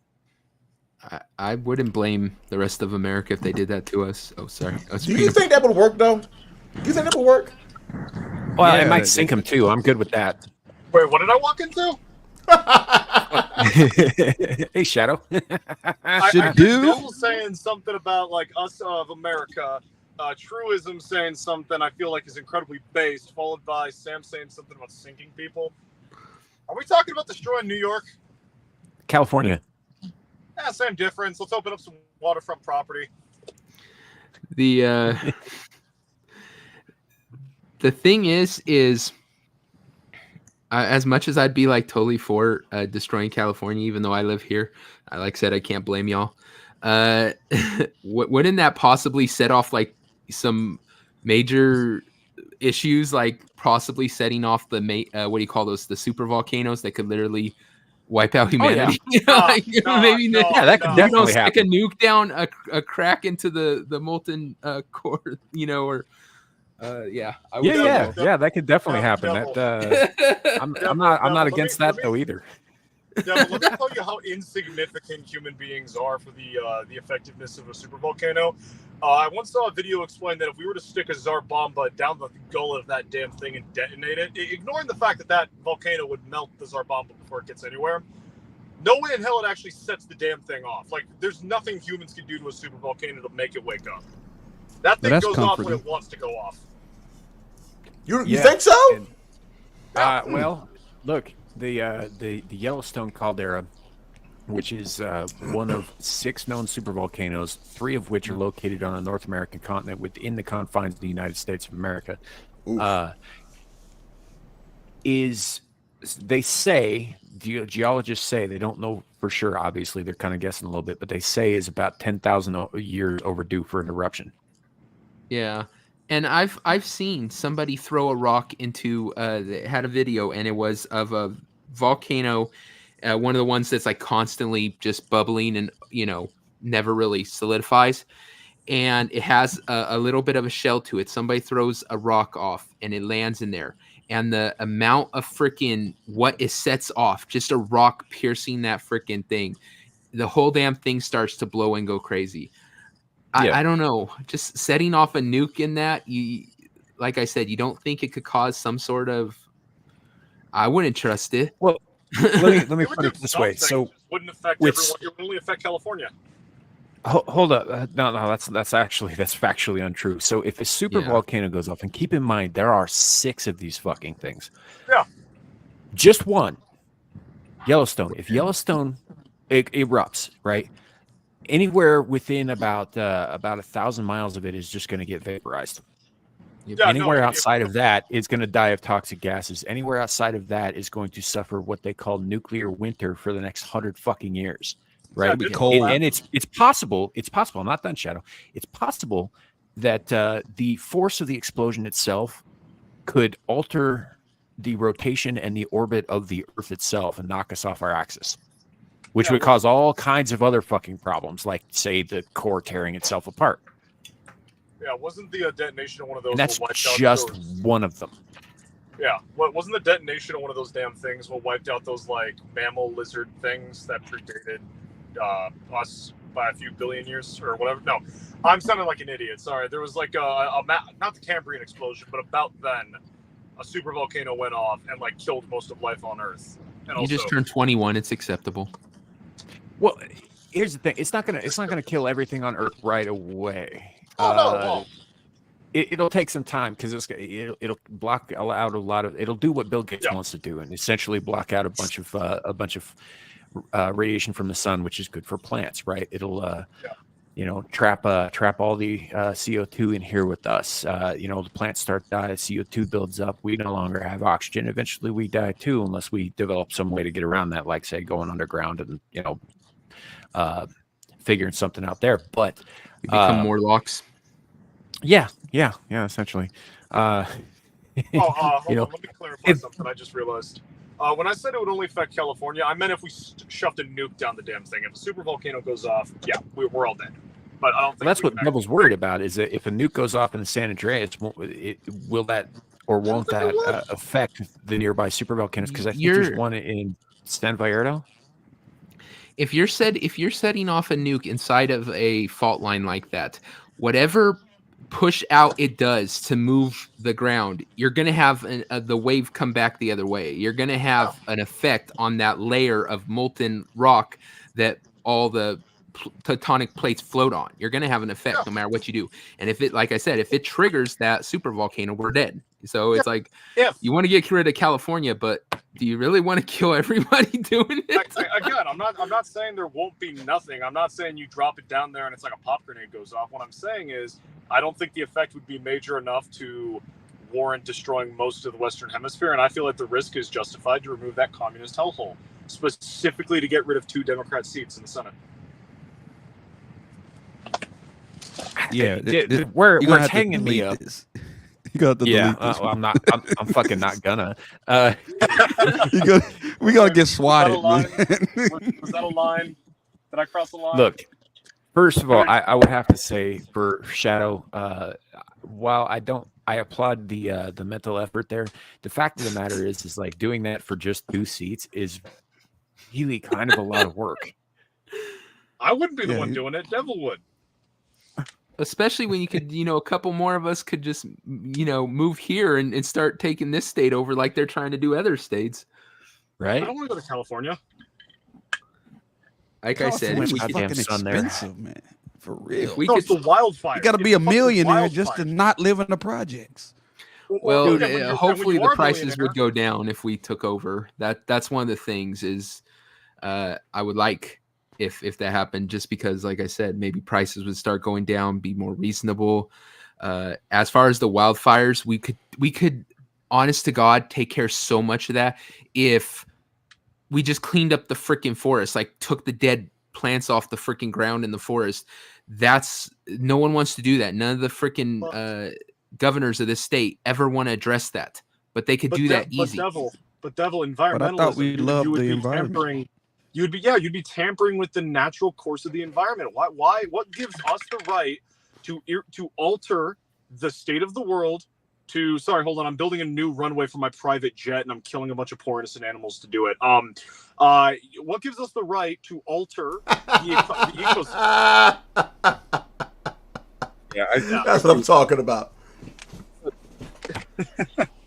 That and also the power companies. That's sorry, man. Yeah, that's another. I don't. The power companies are out of fucking control over there. Yeah, PG&E causes fires. That's how a lot of the big fires that have killed people in the past 10, 15 years. PG&E not wanting to replace their shit and not being held accountable when they don't. So, yeah. I will want to say something though, Shadow, when you were talking about the wildfires and all that shit like that. Yes, wildfires are a problem in California. My issue is that they're not just a problem in California. They happen in fucking Wyoming too. But you know why nobody hears about that shit? Because nobody gives a fuck about us. And our wildfires aren't caused by lazy fucking lazy government employees who refuse to do anything about the fucking overgrowth and the just dry tinderline around. We get no rainfall here. So when we do have a storm and lightning happens, it sets the whole fucking state ablaze. But nobody says a fucking word about us. No, you don't have enough seats in the House of Representatives. I care about. We've only got the one. You got one? Holy shit! I thought you owed it. I thought you owed someone a seat. Damn. That's not how that works. You're moving up in the world. That's not how that works. Shut up. I know it's not. Anyway, but yeah, no, it's a thing. It's like, when Canada was on fire because they hired all those fucking idiots to go out and do controlled burns who didn't really know what they were doing and were just hired to look good, for the DEI people. And then shit got out of control, and the entire fucking lower half of the lower 48 got inundated with smoke from Canadian wildfires because it was so goddamn bad. Everybody was talking about that. My state was on fire then too. Just saying. That was crazy. That was insane. I was literally me and my wife. We were looking outside because we live in the mountains out here in Pennsylvania, right? And my wife and I was like, "Hey, babe, is that smog? Is that fog? What the hell is going on?" And then the next day, the next day came along, and everything was like extra cloudy. I'm not talking about just cloud. I'm talking about beyond cloudy. Sun looking like blood. Almost looking like damn near like midnight in the middle of the day. Like, what the hell? And then I found out about it. I'm like, oh my God, I hate Canada. Yeah, I saw some thing ever. Friend of mine in Georgia sent me some pictures. She was driving down there, and she was just like looking at the sky. She had photographs of the sky, and the sky was white, and the sun was this fucking dark red. And she's like, "Why is this happening?" And I was just like, that's the smoke in the air. It happens here every fucking year. It's there is some good money in wildfires, though. I have to say, if you have a truck, if you have a water towing truck here in California, you can get so much money from the state by running water up to forest fires. So much money. I'm talking about $100+ $100,000 a year, easy. Really? Yeah. Because they pay you by the truckload. And so you just go down, you get the water, you drive it up to the fires so they can reload and stuff and fight it, and you can make a shit ton of money. Tons. I'm a trucker. Holy shit. Yeah. My bad, Aaron. But it was crazy. Wait, I just realized, holy shit, Clue, it's been forever. How you doing, man? You just not seeing me drop him. Drop this guy. No. Only... Literally got my name in the avatar. Right. No. Okay, hold on. No. I knew you were here. I knew it was Clue. I made a mental note. It's like, hey, it's Devil and Sam and Truism and Clue. It only just hit me that I haven't seen you in what, like 3 months? Hey, I got a word. It's been a while. If I can run water up to wildfires, I wouldn't have to work as hard. Shit. Damn. You might have to change your route, doggy. I'm kind of thinking of getting myself a truck and doing the same thing. Like, hey, babe, I'll be back in like about a week. I'll be right. I promise you. When I come back, I'm gonna give you. I'm gonna give you all the jewelry, girl, all of it. Yeah, I gotta go out to California and start some shit so I can make some money. Yeah. Look, man, look. Sheesh. Ain't like they're gonna notice. How they gonna notice? How they gonna How they gonna catch me? Come on, dude. Man. Do you guys remember about 20 years ago the Hayman fire in Colorado? No, 20 years ago. Right, burned like hundreds of millions of acres and shit. Oh Big fucking fire. Killed. Wiped out like 3 mountain towns and shit. It was really big deal. You know what? They did finally trace that back to the source. And it was a camper who had not put out a cigarette. She's currently doing time. Did all that? Wait, hold on. Yeah. Don't tell me that. Yeah. She had not That's put how out they a cigarette. start fires in every cartoon you know. Somebody smoking so you and throw it out. It happens in real life. So you trying to tell me that if somebody listened to Smokey the Bear, somebody didn't listen to Smokey had listened to Smokey the Bear, 3 towns that are no longer there would still be there. Oh my gosh! Just see, Smokey the Bear was right every time. Only you can prevent forest fires. He literally meant that. He was not wrong at all. A single cigarette. See, look. Yeah. I don't know, man. That's why we can't. I don't know how they trace it no more because of that idiot. Sam, they hold on. actually What was the gender? What was the sexual? Oh, it was a orientation? woman. So She it wasn't was a woman. a cigarette. It was a woman. Uh-oh. Appeal to 19. hold on. Repeal the First off, 19. hold on a second. Secondly, like, yeah, it was a woman. This was before people were going around saying, "Well, I feel like a woman, so I must be a woman." This was an actual woman. She is currently doing time because of the sheer amount of damages that she's caused. I don't recall. I think a few people died. Not that many, but a few did die. A bunch of animals died. How much time you doing though? I don't know. It 20 was plus like 25 years. Yeah. 2 weeks in a local penitentiary. They caught her because they found the fucking cigarette at the ignition point and they tested it for salival DNA. Ugh. Damn. What the fuck was she doing? So she didn't clean it first? The fuck was she doing? Like sucking on that? She was smoking a cigarette. Look, it doesn't matter. You're gonna get some of your saliva on a cigarette butt. That's how that works. I smoke. I know. But she just smoked it and then tossed it. She didn't like put it out or nothing. You know, and of course it retains that so it was an DNA accident sample on it. Yeah, well, yeah, no, she didn't mean to set the fire, but she caused it. Oh, okay, well that She's makes being sense. punished for it. I don't know. I agree with Clue. I do believe that we may need to repeal the 19th. Yeah. Bush, you may be right. That may be a fabrication. Maybe something else is going on. But that is the official line. That is what they've been telling people.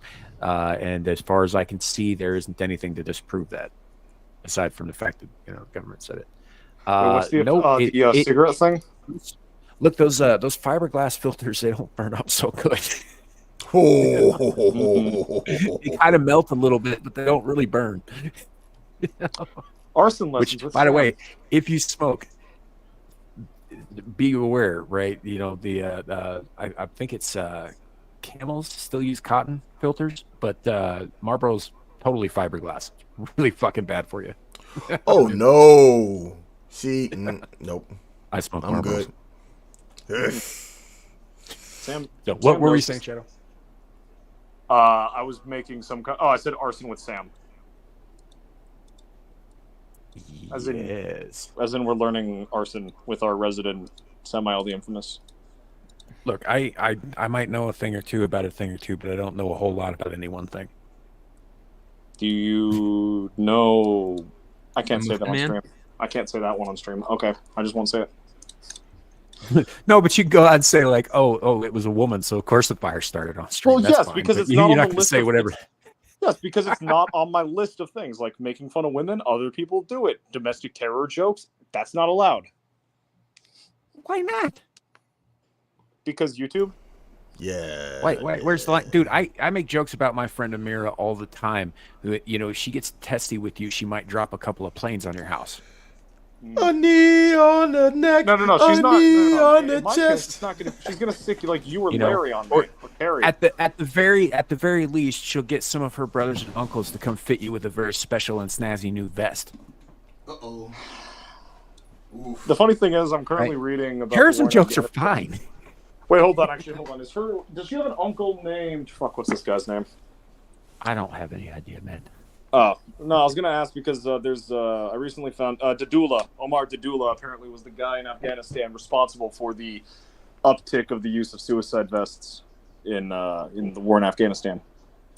Yeah. Good for him. Yeah, you go ahead and ask her about that. I'm sure she'll be completely okay with Oh, it. she absolutely would. It's not like she's not Afghani, on the other side but of the damn continent.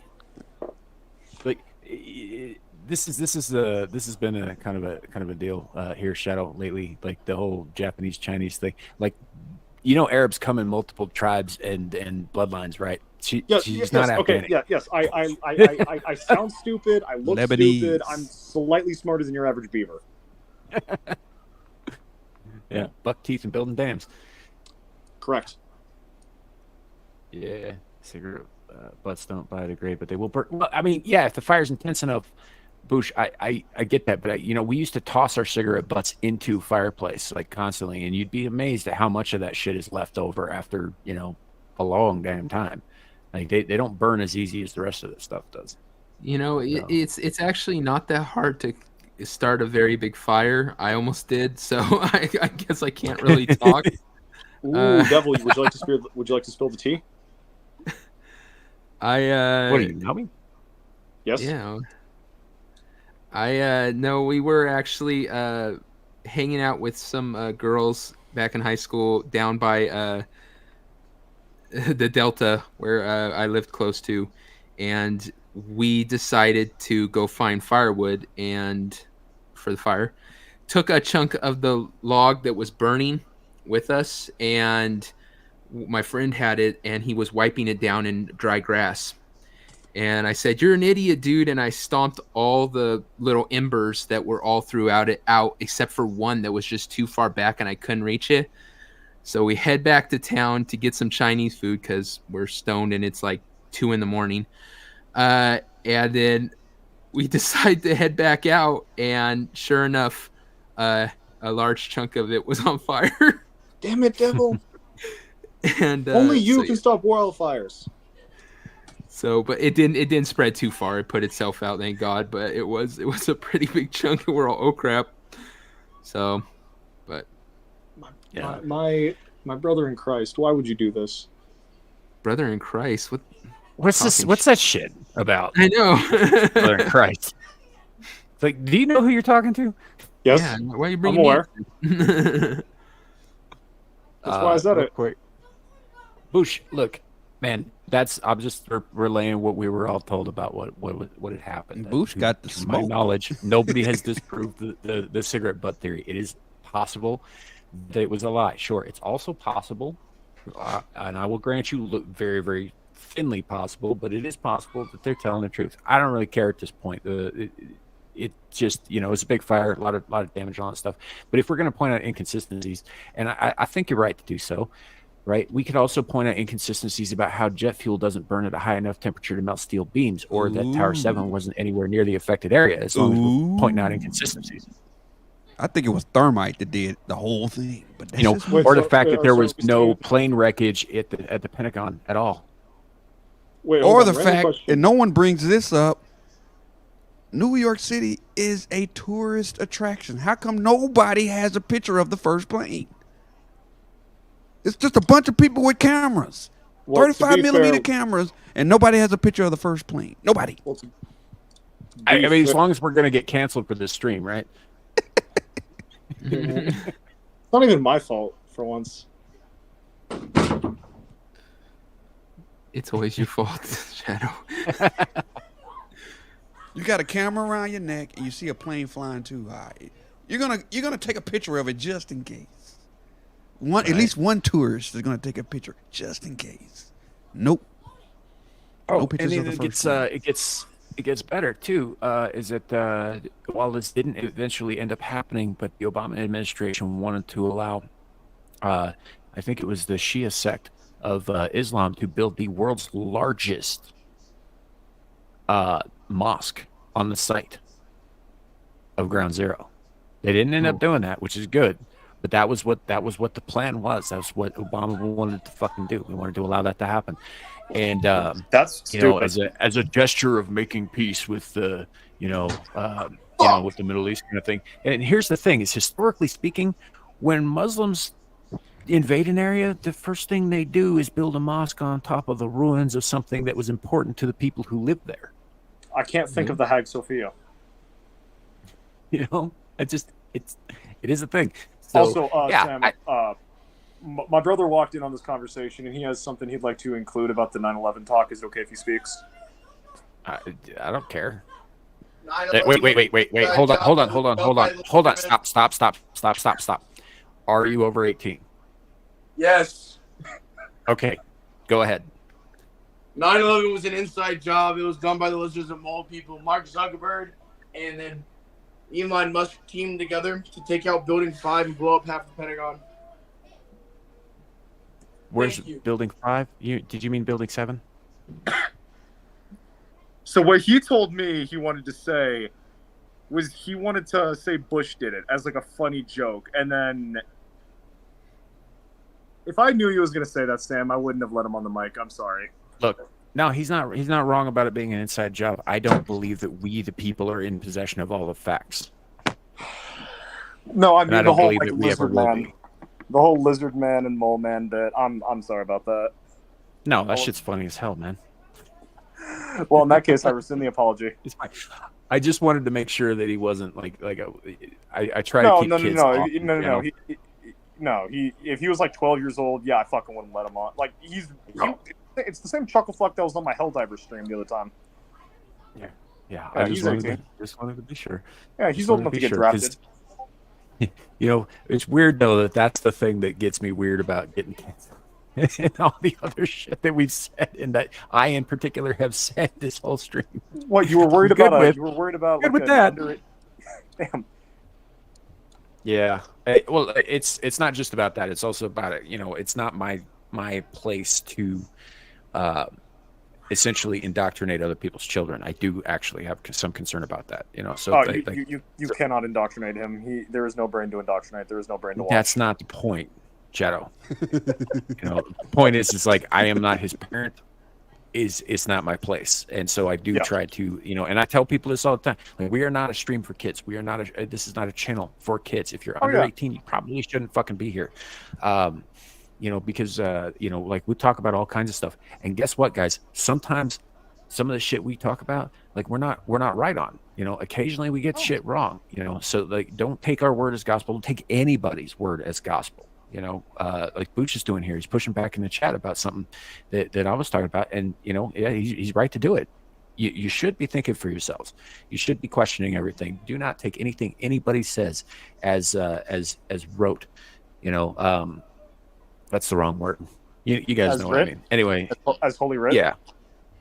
You know, it's just you know, get out there and do some digging on your own and that kind of thing. But if you are under 18, we say and do some things on this channel that is not for kids. So, you know, like if you've got kids in the background listening to this shit, that is, I fucking warned you. You know, like, you know, just don't be doing that. We, you know, the thing about the dick veins earlier in the show, man, like this is not a kid's show. I know it's not a kid's show, but that's why I don't let my little sister listen to it. Well, at this point, Shadow. Yeah, go ahead, Devil. I was gonna say, if you up that rule to 21, we could have kept Shadow off for so much longer. No. Damn. See, JV would have loved that idea. There are actually probably a few people who would have loved that idea. Now that I think about it. Right. Yeah. So, but you know, I do say this. There is a disclaimer in the description below in every stream I do on this channel, which is to say that we are not experts in anything. We're just people talking. Yeah, so fuck off. No. You know. I still think Thermite did the job.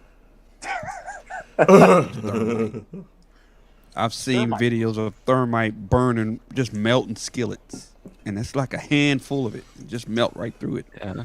We talk you about can get all the ingredients at Walmart. Yep. Actually, my brother's got a recipe on his phone. If you'd like to hear him list it out on stream.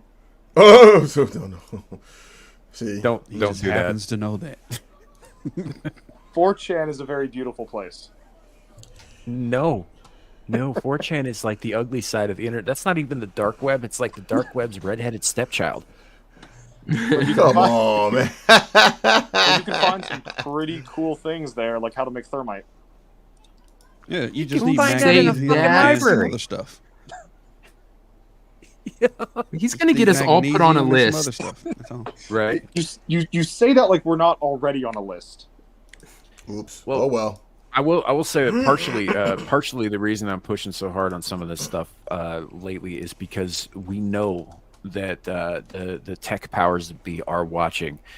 We know that some of us are, you know, on some kind of list somewhere. We know that some of our channels are not going to be here at the end of this very important election year. You know, it's just the nature of the beast. And I figure if we're going to go out, you know, this is going to go one of two ways. Either we're going to survive this and we'll get into the next year and things will be hunky-dory and all that shit, or we're going to go out swinging. Them's the breaks. So We're going down in an earlier round, and sugar, we're going down swinging. Yes, sir.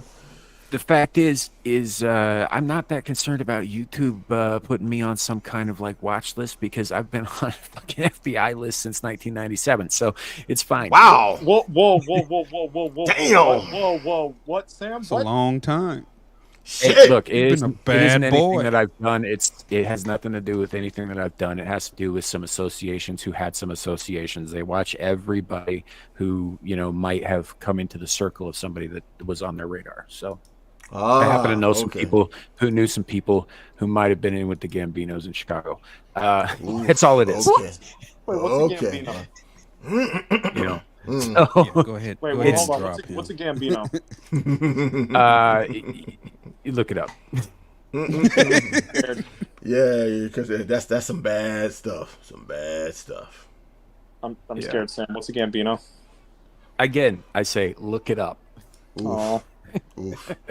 It's some bad business. Yeah, look, it's the name of one of the major organized crime families from the 20th century. Yeah. Oh, okay, so nothing too bad then. No, they just run Chicago. They're the reason that Obama happened. Oh wow! I thought that was Kenya.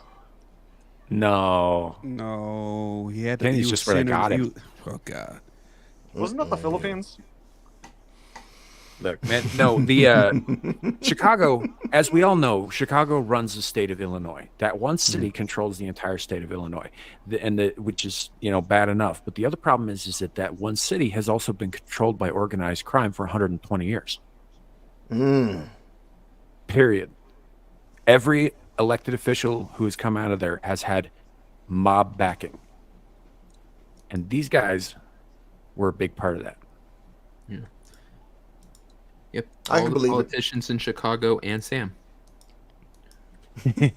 No, again, like I just happen to know some people who knew some people who, et cetera, and all that stuff. Look, you would be surprised how many witness protection guys end up in fucking Wyoming. It's just damn. One thing led to another, and I found myself in a freaking sauna with the leader of the Gambino crime family. It was just it just happened. Now you all know why Sam doesn't come on camera. That's I don't actually blame him. I don't blame him. His name was Sammy the Squid. Wait, Sam, are and, you? Did you see that? Did you see that shit with Sammy the Bull years ago? Sammy the fucking Squid. He ran the airport. That's O'Hara amazing. Airport is actually his territory. Yeah. So Sammy the Bull, he goes and he rolls over on his bosses, right? And so he gets put in witness protection. And what happens is 10 years later, he gets busted for running a fucking ecstasy ring out of Arizona. Oh no! And they put his face and name in the paper, and it just blows all up again. So they had to move him again. Dumbass. Dumbass. Have you ever seen that movie, My Blue Heaven? Yeah. With Steve Martin? I love that fucking movie. It's so fucking where he can't quit being a criminal, so he... Oh, yeah.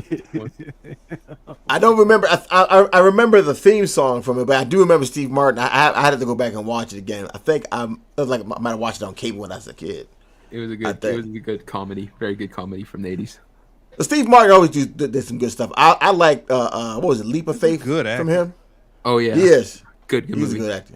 Stage and movie. He's good. He's a rare talent. So he's top tier dude. His politics is well. Then again, he's in Hollywood, so therefore all their Hollywood politics shit. are.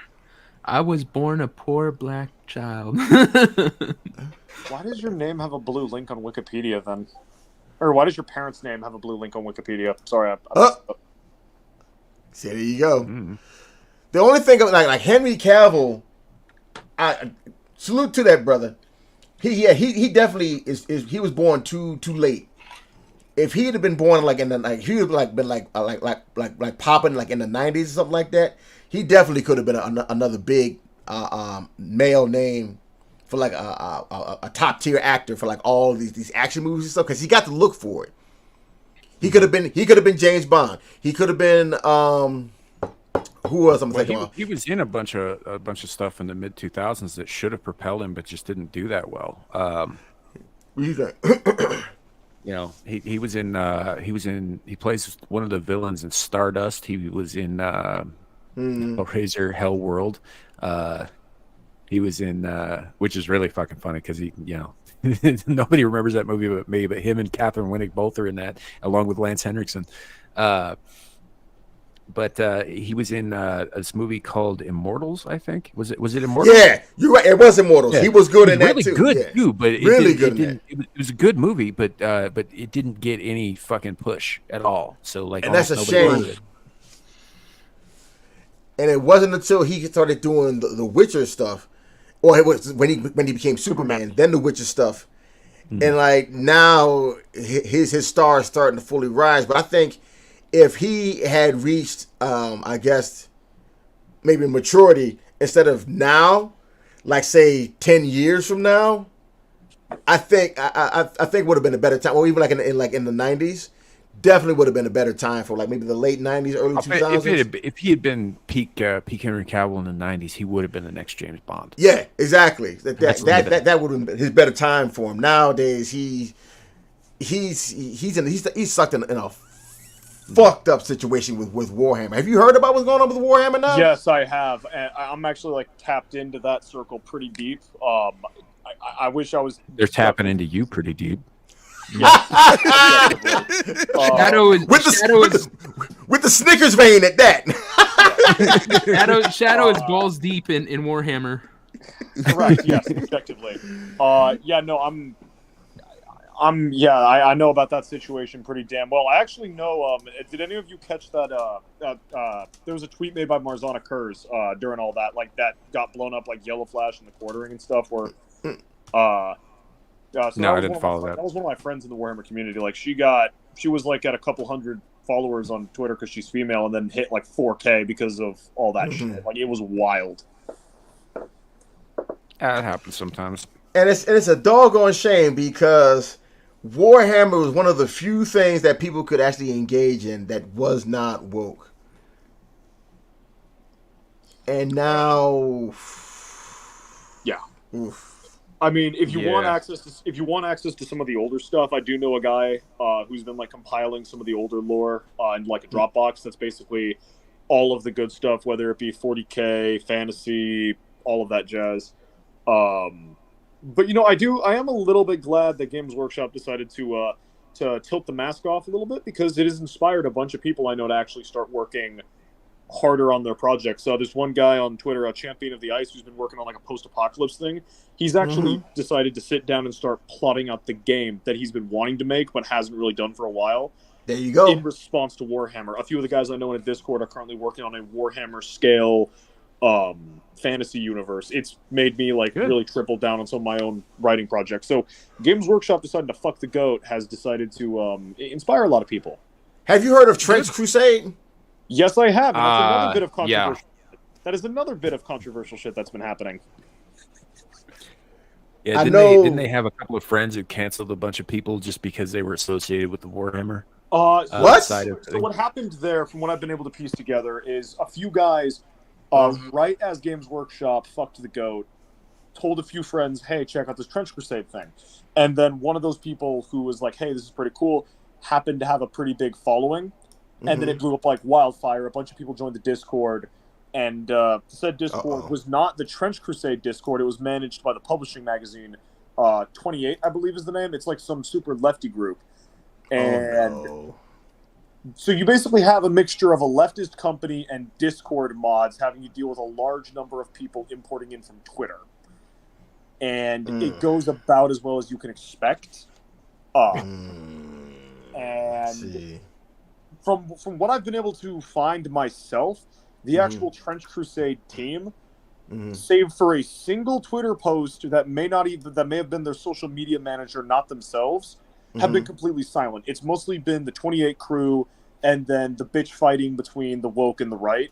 The only thing that they said, that the Trench Crusade team said, was on their Twitter post, which was something along the lines of, we respect our friends over at 28 to moderate their Discord how they see fit. Very, like, legalese type shit. So I will say, if you want to look into Trench Crusade, do it. Just approach it very carefully, because we don't know if the company is actually woke or not. 28 is, but the actual three-man team behind Trench Crusade, I don't know is or is not.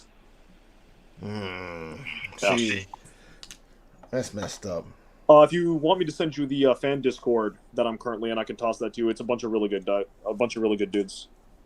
Okay. Yeah. But it's a Sorry, doggone shame about that though. Yeah. It literally is a virus that's literally infected everything, and unless you literally have some balls and you literally trying to, and I gotta say it like this, like the kids say, stand on business, you're likely to fold for bullshit. Yeah. It is what it is. Yeah. Although I'm a little bit more conspiratorial about the whole mind virus thing. I do agree with you that it is a mind virus, but hear me out. I think first of all, communism has been trying to infiltrate and destabilize this country for over 130 years, right? Yes. It started way, way, way back in the day before anybody even really understood what communism was, except the communists. And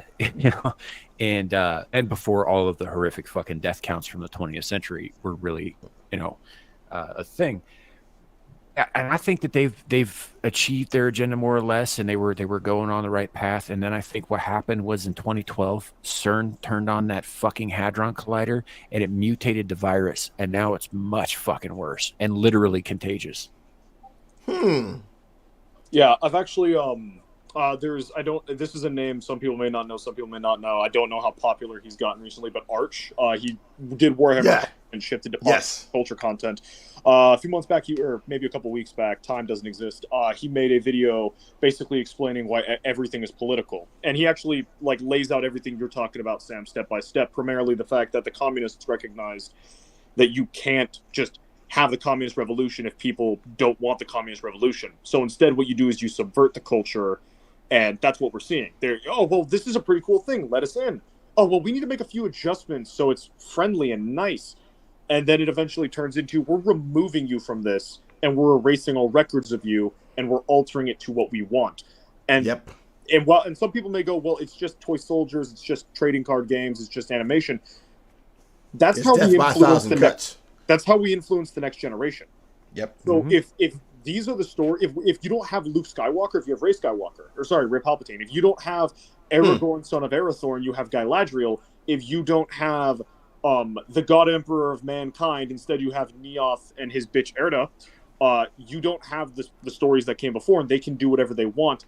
And then when we're gone, not my generation, not the generation after me, but the generation following that will have no concept of the world that was.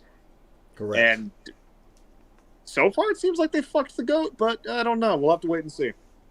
Everything is for the kids, not just Disney and Nickelodeon. Everything they're doing is for the kids, from the cartoons all the way up to porn. It's for the kids. Oh, they don't care about us. They know that we're not going to. They know that we're never going to believe. We're never going to believe that men can get pregnant. But they got a shot. With they just got to wait until we die out. But if the kids start believing it now, it's going to change everything down the road. And then they'll preach it to their kids, and then it's just normal that men get pregnant. DK, it's normal. See ya. Oh, how did Divided Kingdom? Hey, salute, fam, salute. But yeah, it's literally death by 1,000 cuts. First it's the toys, then it's the comics. Then it's the cartoons. Then it's the TV shows. Then it's actually movies. Then it's actual lore. Until little by little by little by little by little by little by little, they start stripping away all the kind of culture that made America what it is. Now, everybody will say, the racism. But fine, whatever. Well, for a more concrete, in-your-face example, you take Star Wars, for example. Disney acquires Star Wars, right? And then they start making their own shit.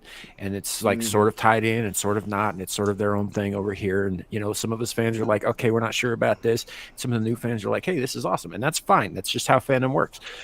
But little by little, they start reintroducing more of their old stuff. And then, they start doing things that start tearing down the old stuff. And then they come out and they say everything that came before what we made is no longer canon. That's just extra crap over here that doesn't affect canon. What we're doing is canon and has always been canon. And eventually people fucking believe it. And that's just how it is. And all the stuff that came before, all the EU stuff, all of that stuff that they're now just calling legacy, right, never fucking happened. Right. Well, this is how they change history. This is just an example in pop culture, but It's This is just an example in pop culture, but this is how it happens with real history too.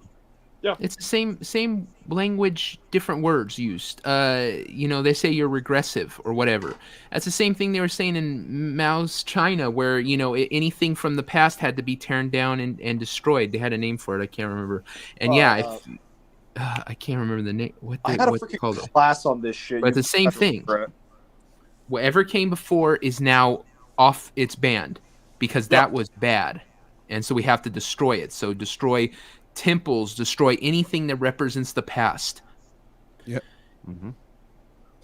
Yeah, because it's a method of authority that can be drawn separate from that of the state. The problem with communism that communism will always have is it is a horribly flawed ideology, and basically everything, even hunter-gatherer tribal situations, will be superior to it.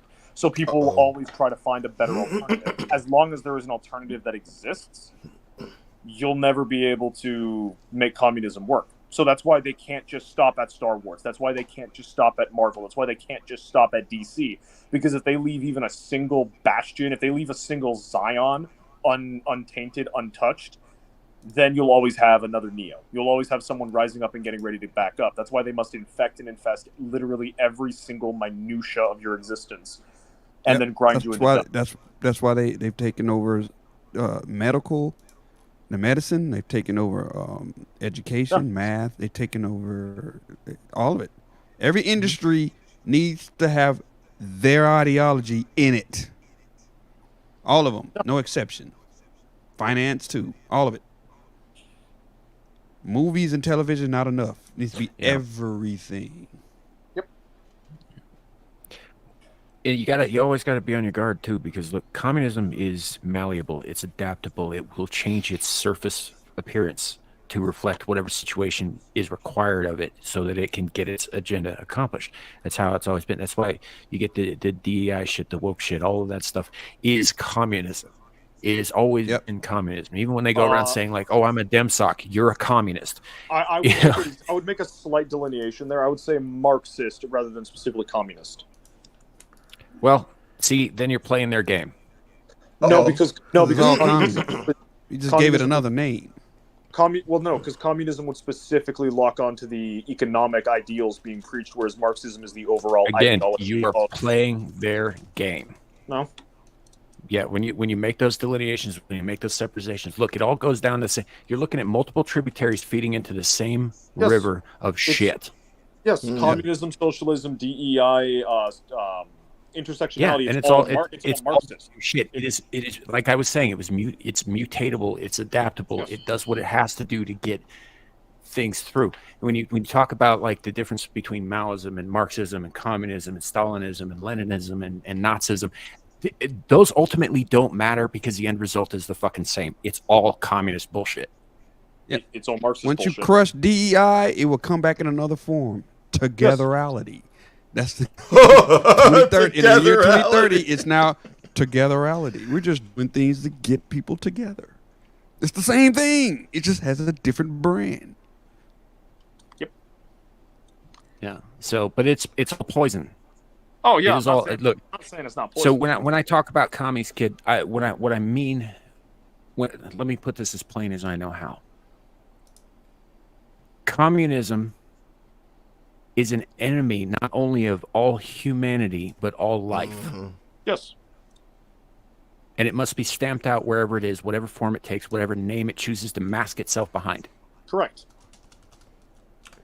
You missed when I read Color, Communism, and Common Sense on my channel. Cybertoxin had me on there. I went off because I saw so many connections to what was in that to what's going on with BLM and everything else. Yep. I literally, the way that brother described how pernicious and how vile communism is, and how it actually is at enmity with the human ideal. It's like, wow. Yeah. Because communism's starting point isn't even one that can be applied to the human nature. It's coming from Rousseauian ideals that aren't even like accurate. Mm-hmm. It posits, and yes, I'm just literally stealing words from Carl Benjamin. But it posits the idea of a pre-social state of man, where a man can just exist in the world and not have to worry about being stolen from, attacked, or whatever, because all men have everything they absolutely need. And the only way you could ever actually return to a state where you do not need to fear your fellow men and thus be forced into a social contract would be for all men to return to a state where there's nothing, where you basically just exist in the world and occasionally pick up and eat food and defecate somewhere. That's that's the fundamental starting point of communism. But people don't want to return to that life. They want flat screen TVs, they want smartphones, they want Starbucks on demand, but they don't. Well, I mean, back then it was bread and not dying in a machine accident, but semantics. I still don't want to die in a machine accident. That hasn't changed. Well, when Marx That's not currently okay. When Marx was alive, the primary issues of the time were like factory work and lack of food and things like that. The modern issues are not living like a Kardashian. Is my primary dilemma. No, fair enough. Well, I mean, nobody lives like a Kardashian, but the Kardashians. But Zillage says here, if I didn't hear the conversation, it would have sounded like he was talking about cancer. Yes. I don't see a difference. Communism is cancer. It is. Yes, it is. It absolutely. It's a mutated, worthless cell that is propagating itself for the sole purpose of continuing its own existence. And it needs a host. Just like I cannot fucking speak right now. Oh my fucking, man, I'm cursing. Yay. Sorry for cutting you off, Cliff. I cut you off. I'm sorry. Said it needs a host, just like cancer. Yep. It does. It's going to feed off its host, and unfortunately, kill its host, and then move on to another host. Yeah, well, you know how chemo work. And the shitternet happened. Yeah, I was saying, cut out, Sam. The board got him. The board got him. Well, so while we wait for Sam to come back, how's the weather, everyone? For me, it is just heading towards evening. I've got to get ready in a little bit to start up my stream, and it looks like it's getting ready to rain. Yo, rain's good. Rain makes corn. Oh yeah, Corn by the is way, good. truism. I'm in Pennsylvania too. I'm in Hey! Carlisle. I'm in Carlisle. Okay. Oh, so you're not that far from my old stomping grounds then. Okay. All right. I see you, dog. Okay. Rain. Welcome to PA, fan. Corn. it just rained here, so yeah, you're getting it. Yeah. What? I don't know what else Sam wanted to talk about. I don't know. And we won't know until we get back. It sounded like he was going to drop some hard knowledge, but he was. The internet He said, was "No, cook. you ain't saying that tonight." He was talking about chemotherapy, and I guess I can see that because in the process of trying to, honestly, in many cases, it seems like chemotherapy is really just designed to actually make the situation that much worse. Well, To kill you more in pain, more painful. Yeah. No, chemotherapy is literally poison for when you take chemotherapy, you are poisoning your body and praying that you kill the poison faster than you kill you. Yeah, it's a nuke. Now It's like a nuke. You're decimating your body to like you said, hopefully get rid of the cancer before it gets rid of you. I'd argue it's more social unrest, whiskey rebellion than a nuke, personally, because nuclear ordinance will result in everything being unusable afterwards. No, they came for Sam. Sam. We figured. Oh, Sam, come back. We need you. No one else on the panel scares me enough to rein me in. They got it. They got you, fam. They got you. Well, why I have power? There we go. Not happy now. The devil always has power. He hit that trap door quick. Like, Did I get They caged me like a beast. And now I will reign, driven with vengeance. Dun dun dun dun dun dun dun dun. With a little put on and as our good friend Trey, who fought in the military, once said, "The only good commie is a dead commie." Go ahead. That's crazy. That's true. He ain't lying. Simo Heha. Look him up. Okay. He's a Finnish man in World War II. The White Death.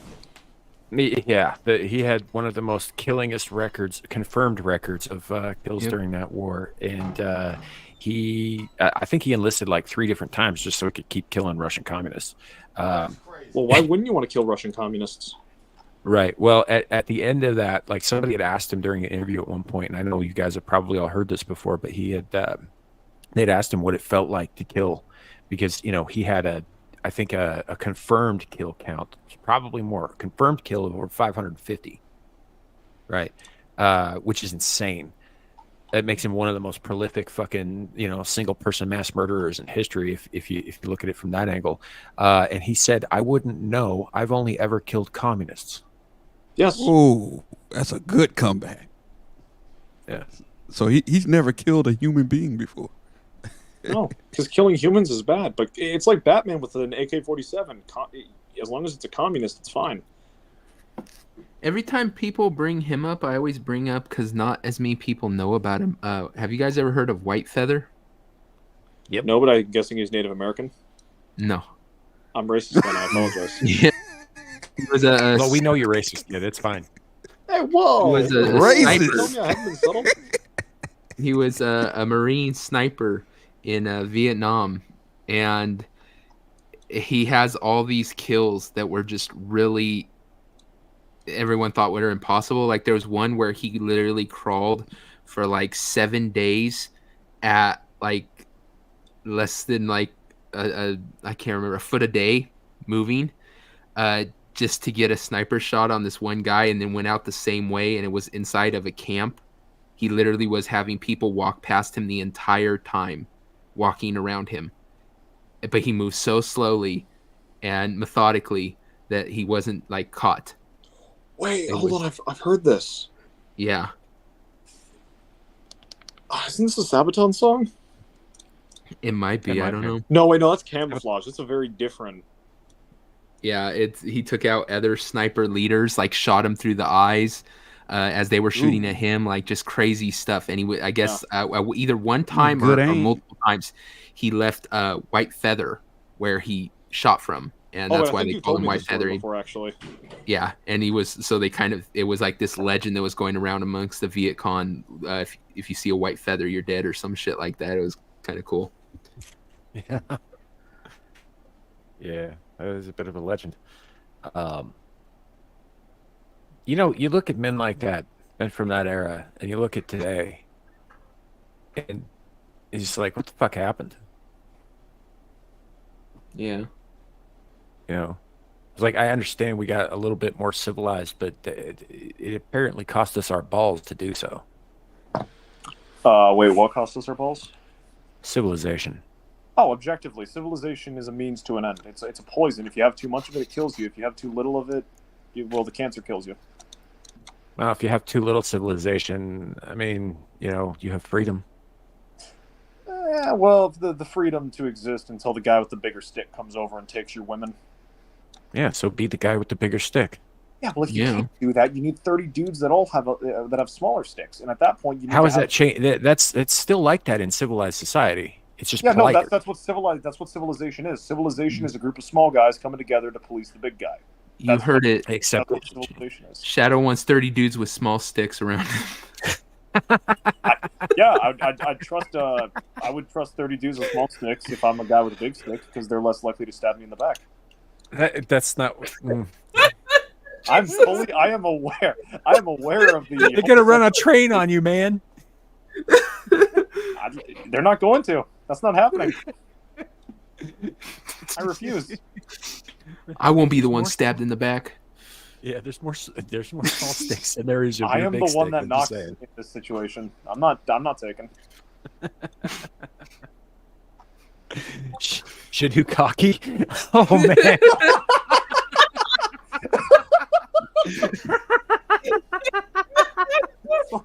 That is not becoming a meme. That is not becoming a fucking meme. That's your new name.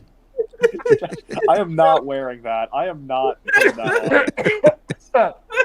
Holy fuck, Bush, that was good. Yeah, no, I'm not putting that as. Also, what would that even be? Like, what would a Shadukaki even be? I don't know. Picture you. That's up to you. You're a writer. That's I up to you. refuse to think of that, Clue. I'm not thinking about it. This is the shit I'm gonna miss. Yeah. Hey, yeah, I true. came in on the tail end of that. You leaving us, devil? For a time, I'm taking a break. The fuck? Yeah, You can't leave just us, trying. bro. You can't leave us. Well, he For real, you can can't actually, and he's going to. So make peace with it. That don't mean I can't beg for him to stay. Come on, man. Like I said, forever. Yeah, I'm just taking a break. I'll be back. So no more get ranks. No more get ranks. No more wrong think, and no more pub. Well, the pub they might do without me. I know the guys were talking about possibly keeping it going over on, I guess, Paul's channel. Not sure. But yeah. Fuck. Well, All the I actually freaking leaving. Yeah, no, that's something I'll talk about in the regulars chat. But yeah, he's cool. He's gonna be back. He's just taking some time off to get some stuff straightened out. Yeah, no, it's good. It's 3 to 7 business days. It might be closer to 1 to 2 business months. Yeah. Business month. Damn. Yeah. Taking a while, guys. It's not gonna be a quick one, but yeah. Oh shit. I'll be back. Damn it, devil. Well, that's what he does. Nobody got that, damn it, devil. Yeah, no, I know. Oh shit, it's 7:30. Not my finest joke, but whatever. Anyway, but yeah. So that's definitely coming up. I think given the technical difficulties, and I'm gonna blame all this shit on StreamYards and Mama Susan. By the way, but I think we have a pretty solid show here. Coming up on 2.5 hours. I know Tourism's got a thing you're doing tonight, right? He's with Mrs. Truism. He's with Mrs. Yeah, Truism, so probably. We'll anyway. I think we all got stuff coming up. I probably will be on XL-2 later on tonight, depending on whether or not that happens. We will see, kind of thing. But yeah, let's go around the horn and let people know who and what you are and where you're going to be, and in Devil's case, where you're not going to be. And Man, you got to stay, bro. You got to stay. We'll get the ball rolling. So, Shadow, you first. Howdy, everyone. I'm the Shadow of the Hawk. You can find me over on my channel, Shadow of Hawk 55. Next Wednesday will be the debut of my long-anticipated, that no one's heard of, D&D series, which will involve myself and a bunch of really cool people playing through various 5th edition D&D modules. You can also find me on Twitter, where I put out some okay takes, some horrible takes, and some takes that really should get me banned again. And over there, you can find the link to my coffee page, where I am posting original content. I've got something cooking up involving a artist friend of mine that should be very interesting if that actually goes through. And then you can find me on various channels like this one, or Linus Exiled, or Wheezy Pillar, where I just, if I've got time and I've got the link, I hop in and I join the conversation and probably derail things a little too much. Thank you, Sam, for having me on, and thank you, panel, for putting up with my bullshit. Indeed. I'm gonna run with this Shadow Cocky thing. This is gonna be too much fun. I am going Shadow Cocky. Clue, you got anything you want to tell people about? I can be found on X, and I got a blue check, so that means I've been talking, 3 times as much shit as I've been talking before I got the blue check. So there, you can find me here on YouTube, and I'm working on a big project. It's fiction. It's gonna be some fiction. Everybody here is doing fiction now. They're writing stories and stuff. So I'm gonna jump on that bandwagon with some fiction coming up in the next couple of weeks. Yo. Nice. Good deal. True, you back yet?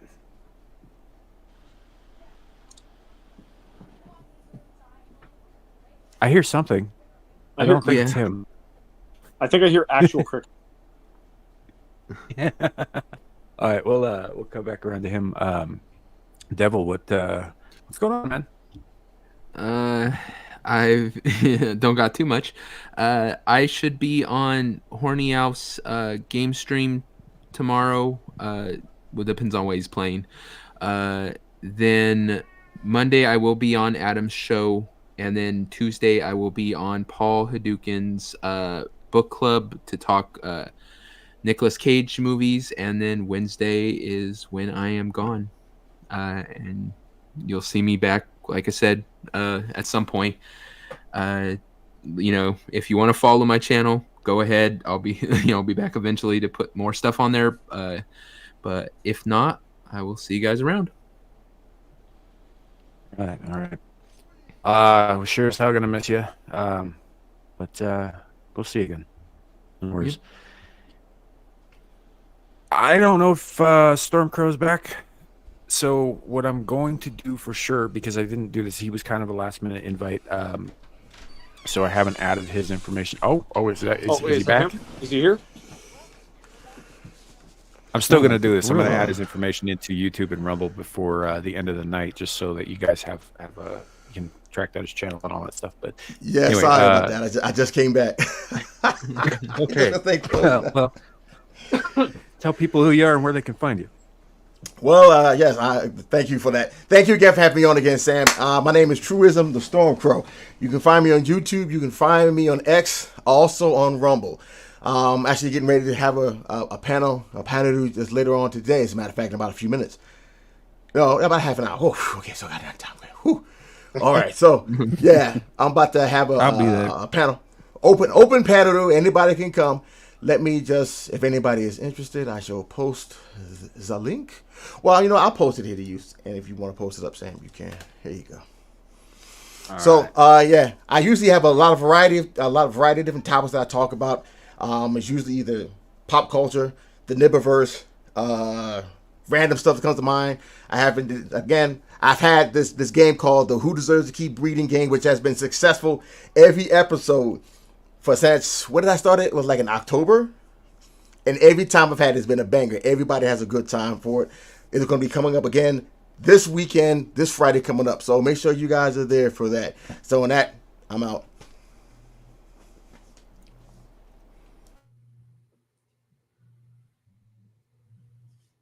Oh, okay. Yeah, I got you. Sorry, I thought that my shit had cut out again, and I just wasn't. I was about to ask. Did the shitter man attack again? Like, yeah, dead air. No. In this case, I just didn't see him mute himself. It's fine. Hey, so that'll bring it around to me. As y'all know, if you're watching this, you're watching it on Twix, on Rumble, on YouTube. Those are all my places. So you know where to find me. I am Samuel the Infamous. I am the haunter of the shitternet. We do this sort of thing every week. Screaming to the Void will return next week. Sans Devil, but we will be back next week. And I believe we should have green-haired anti-liberal back by then. Fingers crossed on that. And yeah, you can find me possibly on Exile Linus 2 here tonight. Maybe tomorrow. We'll see how it goes. Definitely find me over on Mellow Mondays on the Renaissance Nerds channel on Monday. And then back over here for Abyssal Musings on Friday. And after that, we're gonna probably discuss, I think, how to do the Beelzebub thing. I don't know I think we might in a couple weeks. I don't know anything for sure. Don't take my word for anything. I haven't talked to the other guys, and it's ultimately Devil's show, so don't take. But if it's happening, I'll probably be here. But still, but I want to thank everybody for being here, particularly Devil, who has been a staple of this show for the last 6. How long have you been on here, man? About 4 months, maybe. You think? Yeah, that sounds right. 4 months. Yeah. So I'm not the newest guy. It's been a finally. Ooh. But somebody newer than me. No, we're gonna miss you. You have a tendency to think with a more level head than some of us, and by some of us, I mean me and Shadowcocky there.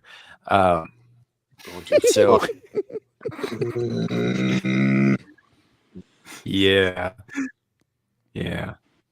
It is what it is. You get it. Steer into the skid, kid. It's fine. You'll be fine. You might be a little gooey, but you'll be fine.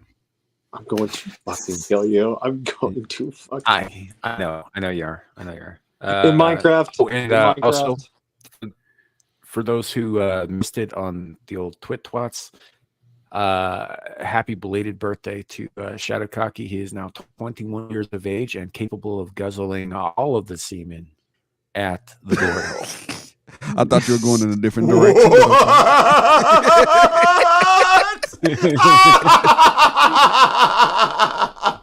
I'm a terrible person and a very bad friend.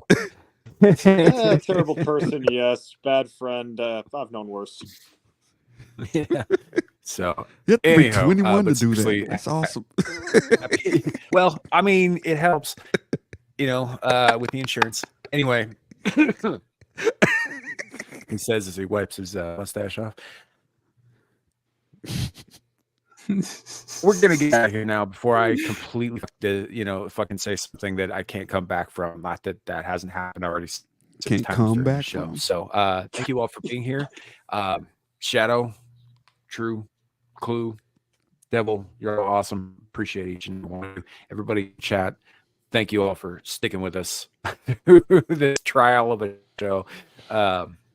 If it goes down on YouTube, y'all who are here, you know why. It'll still be up on Rumble, probably Twitter. So maybe Rumble. That said, that said, we'll bid you all adieu. Have a great night, and remember, it could always be worse. It could be raining flaming cobras. Goodbye. Bye.